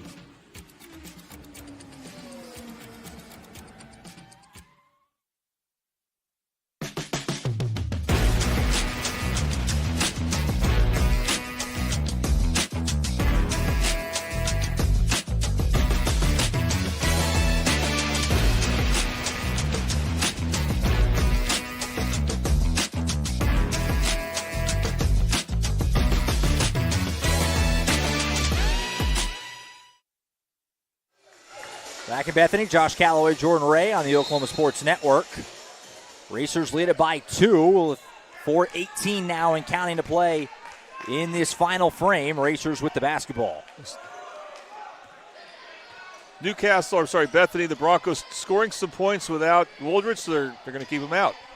Yeah, a little surprised by that. We'll see how long that goes. Maybe the whole quarter. Who knows? Colbert lost it. He's able to save it before it goes out of bounds. Cragg now sizing up his defender in Jaggers, who's done an okay job, really, with Wooldridge out of the game. Gives it back to him. Cragg, big 3 here. Clackums! Zach Cragg has been tremendous. He's now got 20. That's a big shot. Yeah, he's had good responses when Bethany has scored to make it close. So it's been timely scoring as much as anything. 3 right back by Mullins! Boy, out of nowhere, Braxton Mullins has been dynamite in this fourth quarter. It's back down to 2. He's got 9. Bethany has been scoring without Wooldridge. They may need Wooldridge more so on defense right now, actually. They're starting to get really comfortable on offense after a shaky first couple minutes. Colbert from the elbow. That was a tough shot, and he put it down. Look at these bench players, Colbert and Mullins, with some great shot making. Just good shot making all around. Final 3 minutes. Geisler, he'll fire away on a 3. Clackums again! Both teams have gotten red hot. And it's down to 1, 45-44. Trading body blows. Colbert again in the corner. Clackums! It's mayhem! What a sequence. 48-44. That was as good of a sequence of high school basketball as you'll have. That was awesome. I know. Why do we have to have a timeout to interrupt it, Don't ruin it. But what's been happening for Newcastle in the last 3, let's talk about that. Antonio Brown, he's had a shaky game, especially when he gets close to the paint. He's had defenders collapse on him. They've knocked the ball away. But on that last 3, he did a good job of pushing the ball. The defense set up early, and he kicked it out to the three-point shooter. It was a really good look. And so when he distributes, Antonio Brown's been really more effective in this game. And he needs to keep distributing because his teammates are shooting well. 48-44, Newcastle leads it over Bethany. Broncos, again, number 9 in 4A coming into play time. Reese's not ranked. I think a win tonight would probably change that. Of course, again, got the tournament play later this week. But you talk about changing your postseason future.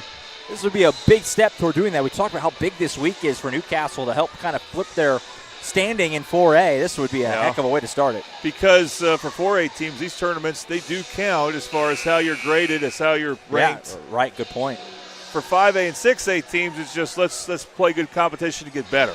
It's not as, you want to win, but it doesn't help you in your seeding. So it's an interesting contrast in that regard. But I think Newcastle has shown they have the pieces to be a really good tournament team. And when I say tournament team, I mean postseason. Right, I agree. Been very fun to watch them tonight. Got some work to do, though, but up 4 right now on the road with 2:23 left. Here's Wooldridge back in, immediately fires a 3, and it rolls out. It looked good out of the hand, but just off. Looked good on the release because he, again, caught it and shot it really quickly, just rimmed out. And now Bethany's got to make a defensive stand here. It's just interesting that Wooldridge has waited this long to come in. Of course, Newcastle's not going to be in any hurry. Yeah. Payne and Brown's going to throw it off of Wooldridge here to keep the possession, as that possession was kind of just herky-jerky. He had nowhere to go with it, so that's a good job there by Brown. 1:55 left. Brown gets it into Cragg in the corner, guarded by Wooldridge. He'll back it up. Newcastle's not going to be in any hurry, like we said. Clock is their friend at the moment. Heskew at the free throw line. Bounce pass to Price. Price back to Cragg. Cragg going to his left. Now he'll double back. Trying to get some room off of Wooldridge, who's guarding him tight. Final 90 here in Bethany. Brown poked away from behind. Mullins gets it. He throws ahead to Payne, who was the one who forced that turnover. Payne, Euro step, lefty layup, and it goes. Boy, Payne missed a couple earlier that he probably shouldn't have, but then he does that. I apologize to those watching. I may have missed that layup, but it was a heck of a layup. I'm sorry I missed it. 48-46, a Superman layup by Payne, and he cuts it down to 2.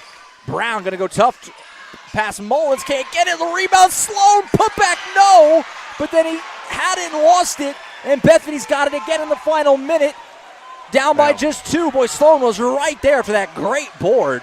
But Brown has had so many of those. He's just had a rough shooting game, and a lot of those shots have been layup attempts. Todd, crossover in the corner. Wooldridge, he had an open 3, didn't take it. Geisler will take it. Too long. Rebound Todd, and he's fouled.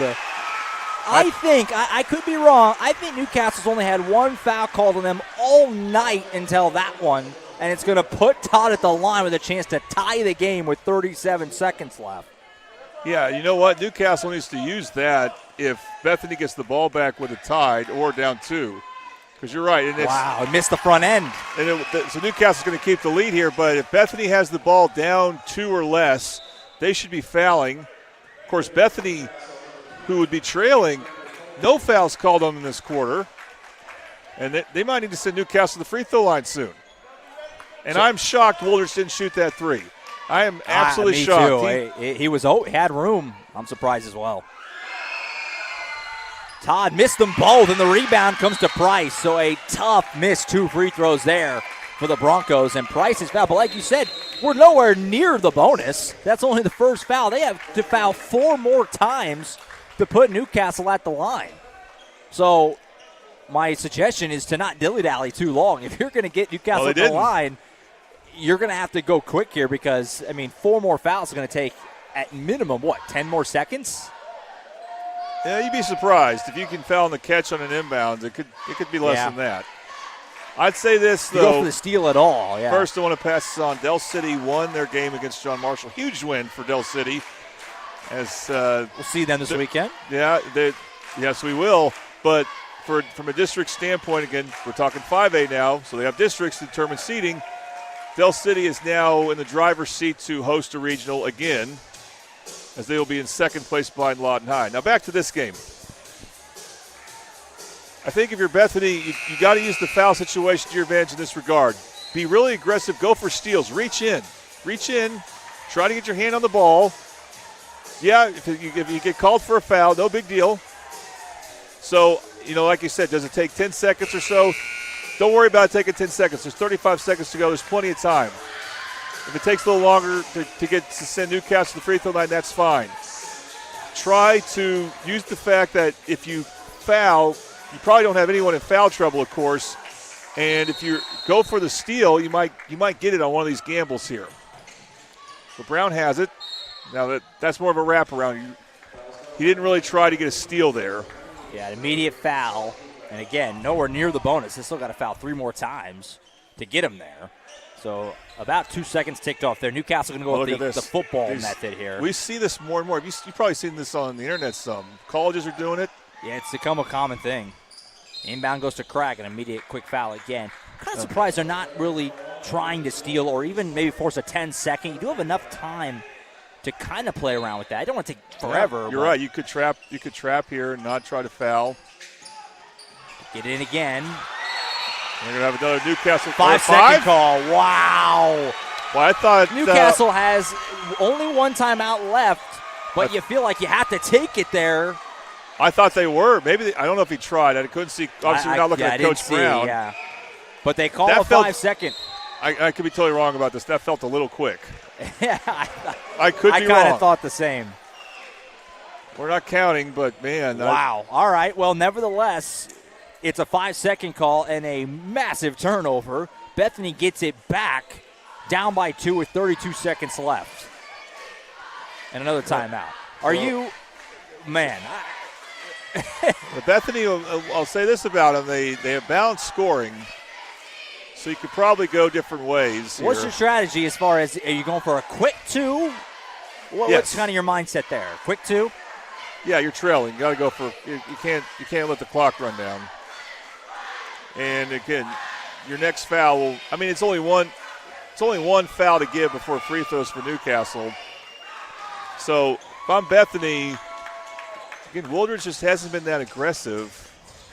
He's just been a distributor and then a spot-up shooter. So we'll see who they go to really create. But if you're Newcastle, only one foul called on you this quarter. Be aggressive. If Bethany attacks, same type of thing. If you're not worried about fouls, reach in. Commit a couple fouls here. I think when you're under the limit like this, I'm a fan of fouling in this situation if you're on defense and you have the lead. Or get a steal and force a turnover. Zach Craig, who's just been a menace tonight, poked that away, and then before he could get back in, I believe it was Payne who inbounded it. His foot was still on the baseline. So they turn over right back.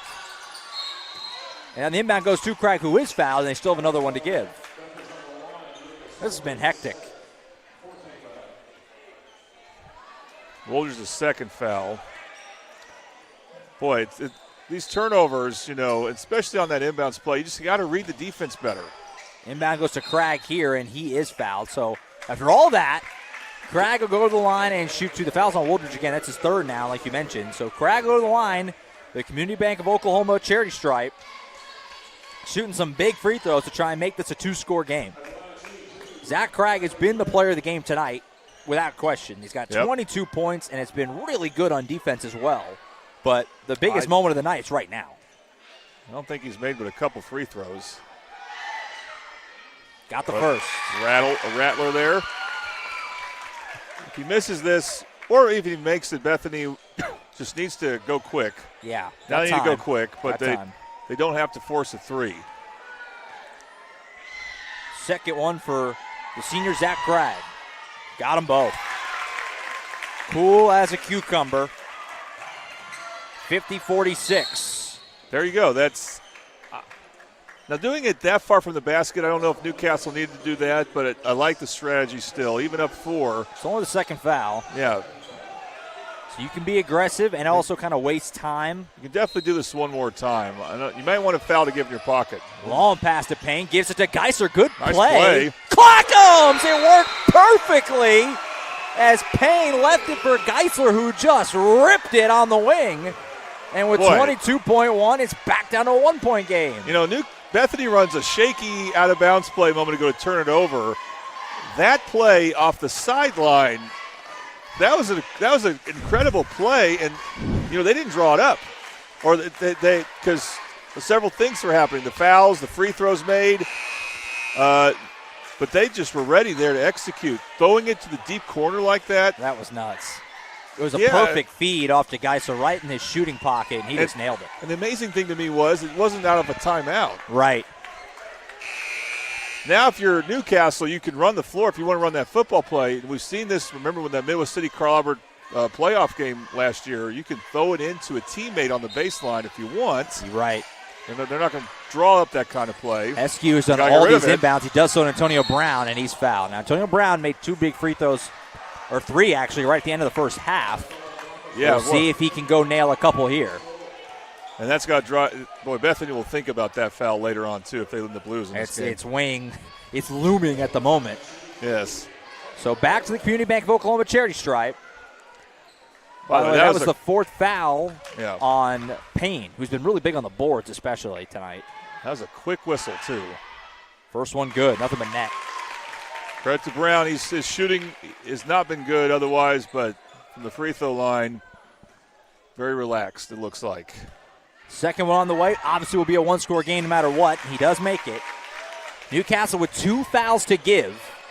Broncos down by 3. Each team has a timeout. And there's one of those fouls to give. I think what I've seen from both teams is when they want to use up their fouls to give, try doing that, again, being aggressive and going for the steal, and maybe you'll get it instead of it's just trying to foul and that's it. I think that's something I wish coaches would try to do more with their team. Possession arrow favors Bethany, by the way, should that come to fruition. Todd off to Woldridge. Turnaround 3 for the tie. Too much. Rebound. There's Payne. He had a poke loose, and Cragg saves it. Oh, what a play up to Colbert, and he's fouled. Zach Cragg, everything he's done tonight, that play on the sideline to somehow not just save it, but sling it right to Colbert in the front court, as good as any. Yeah, if you're Bethany, you got to find a way to secure that ball, and then you could probably call the timeout. And now you got to hope. You're at the mercy of free throws now. Yeah. As Colbert, if he can sink one of these, you're in great shape. Miss the first. If you can get another miss now, obviously up 3, Newcastle can just foul you. Now Newcastle's been crossing their 2 guys, making it tough to box out. It looks like they're going to try to do that again. Got the second. Doesn't matter. Lead goes to 4, and the Racers are on the cusp of a huge road upset. Todd will be fouled by Price. I don't really know. That's not a good foul. You still had one to give, so. You're right. You're right. If it wasn't the case, I was thinking he was putting him at the line. Yeah. But yeah, they had one more to give. Now that would have been if you had no fouls to give, that would have been a great foul up 3, but not up 4. Inbound goes to Todd. Got to get it up quick. He'll take a real deep 3. Left it short. Cragg pulls it in. That's fitting. 24 points for Zach Cragg, and the Racers come on the road and upset number 9 Bethany. What a win for Newcastle. They played really well tonight. They earned that. Bethany made it tough down the stretch, but Newcastle just a little bit better tonight, and down the stretch, their best player, Zach Cragg, was phenomenal. I didn't know he was their best player. But well, he was tonight. He was their best player tonight, yeah. And maybe he is on every night, but yeah. He was their guy tonight. Yeah. I'll be very interested to see where Newcastle lands. Of course, they got a lot of games to play still before next week's rankings. But they showed a lot of poise here, and they did it without Antonio Brown shooting well and doing a whole lot on offense. And they did it with different players. It wasn't just Cragg. Other players stepped up and made shots. So it's a really good win for Newcastle because you have a lot of things there you can build on. So Newcastle wins at 53-49. Like you said, a lot to build on, a lot to be happy with. They'll obviously now head to the Sweet Pea Invitational on Thursday at home. They'll open up with Coweta. They're the nightcap home team, nightcap on Thursday night. As for the Bethany Broncos, they will – they're also heading to Sweet Pea, obviously. Yep. We mentioned that earlier. They'll be in the Sweet Pea tournament as well. and they will be taking on Lawton Ike on Eisenhower early Thursday. It's 11:30 a.m. tip. I think that might be the first game of the day. There might be a girls' game before them. First boys' game of the day, though, on 11:30 on Thursday. So both these teams will be heading over to Newcastle on Thursday to start the Sweet Pea Invitation. But this was a really fun game, Jordan. And I think if you're Bethany, there's some things you clearly have to improve on. If you're Newcastle, we mentioned a couple times, this was maybe the start of a big kind of close to their season before the postseason. This was a statement win, it feels like, for them. I feel like this could be a turning point for them kind of moving forward the rest of the way. Yeah, for both the girls and the boys team, it's a Newcastle sweep at Bethany. Yeah, right. And, again, Newcastle showed they have the weapons to really compete. I think Bethany has to feel like they can play better. And on offense, they made some good shots, but they also had some bad possessions where they just were careless with the basketball. But, we've had a good time up here, and I don't know if we want to call it official, Josh, but we're flirting with the idea of doing another game here on Tuesday, February 11th, when Weatherford, who's ranked in women and girls basketball. It's under consideration. Number one in boys. It's under consideration here. That's Tuesday, February 11th. If it happens, you'll see it on our social media accounts. We got a long way to go until then. But yes, we do.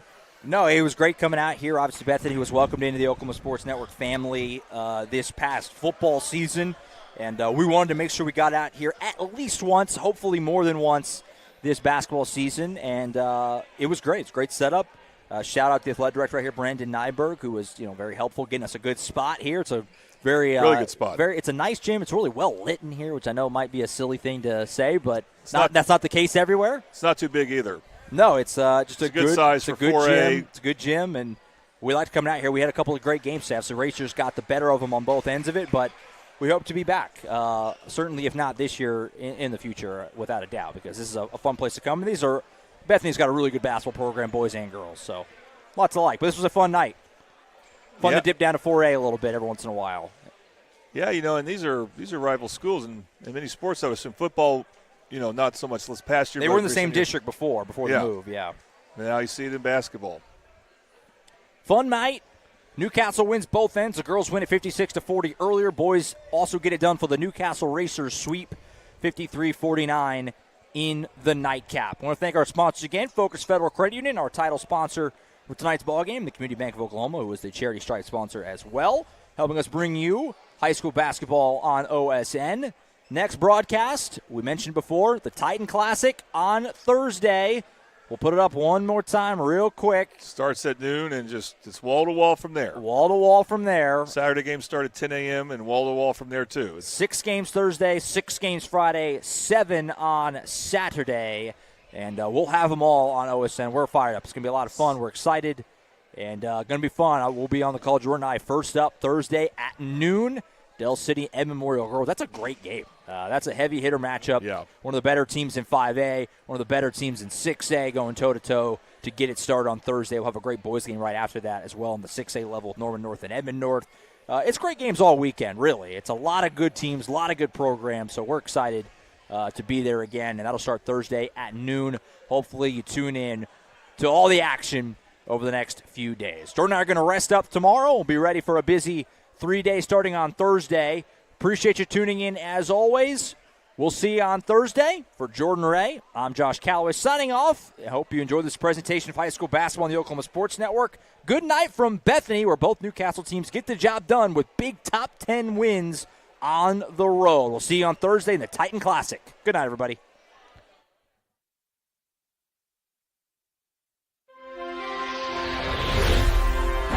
Thanks for watching this presentation of the Oklahoma Sports Network.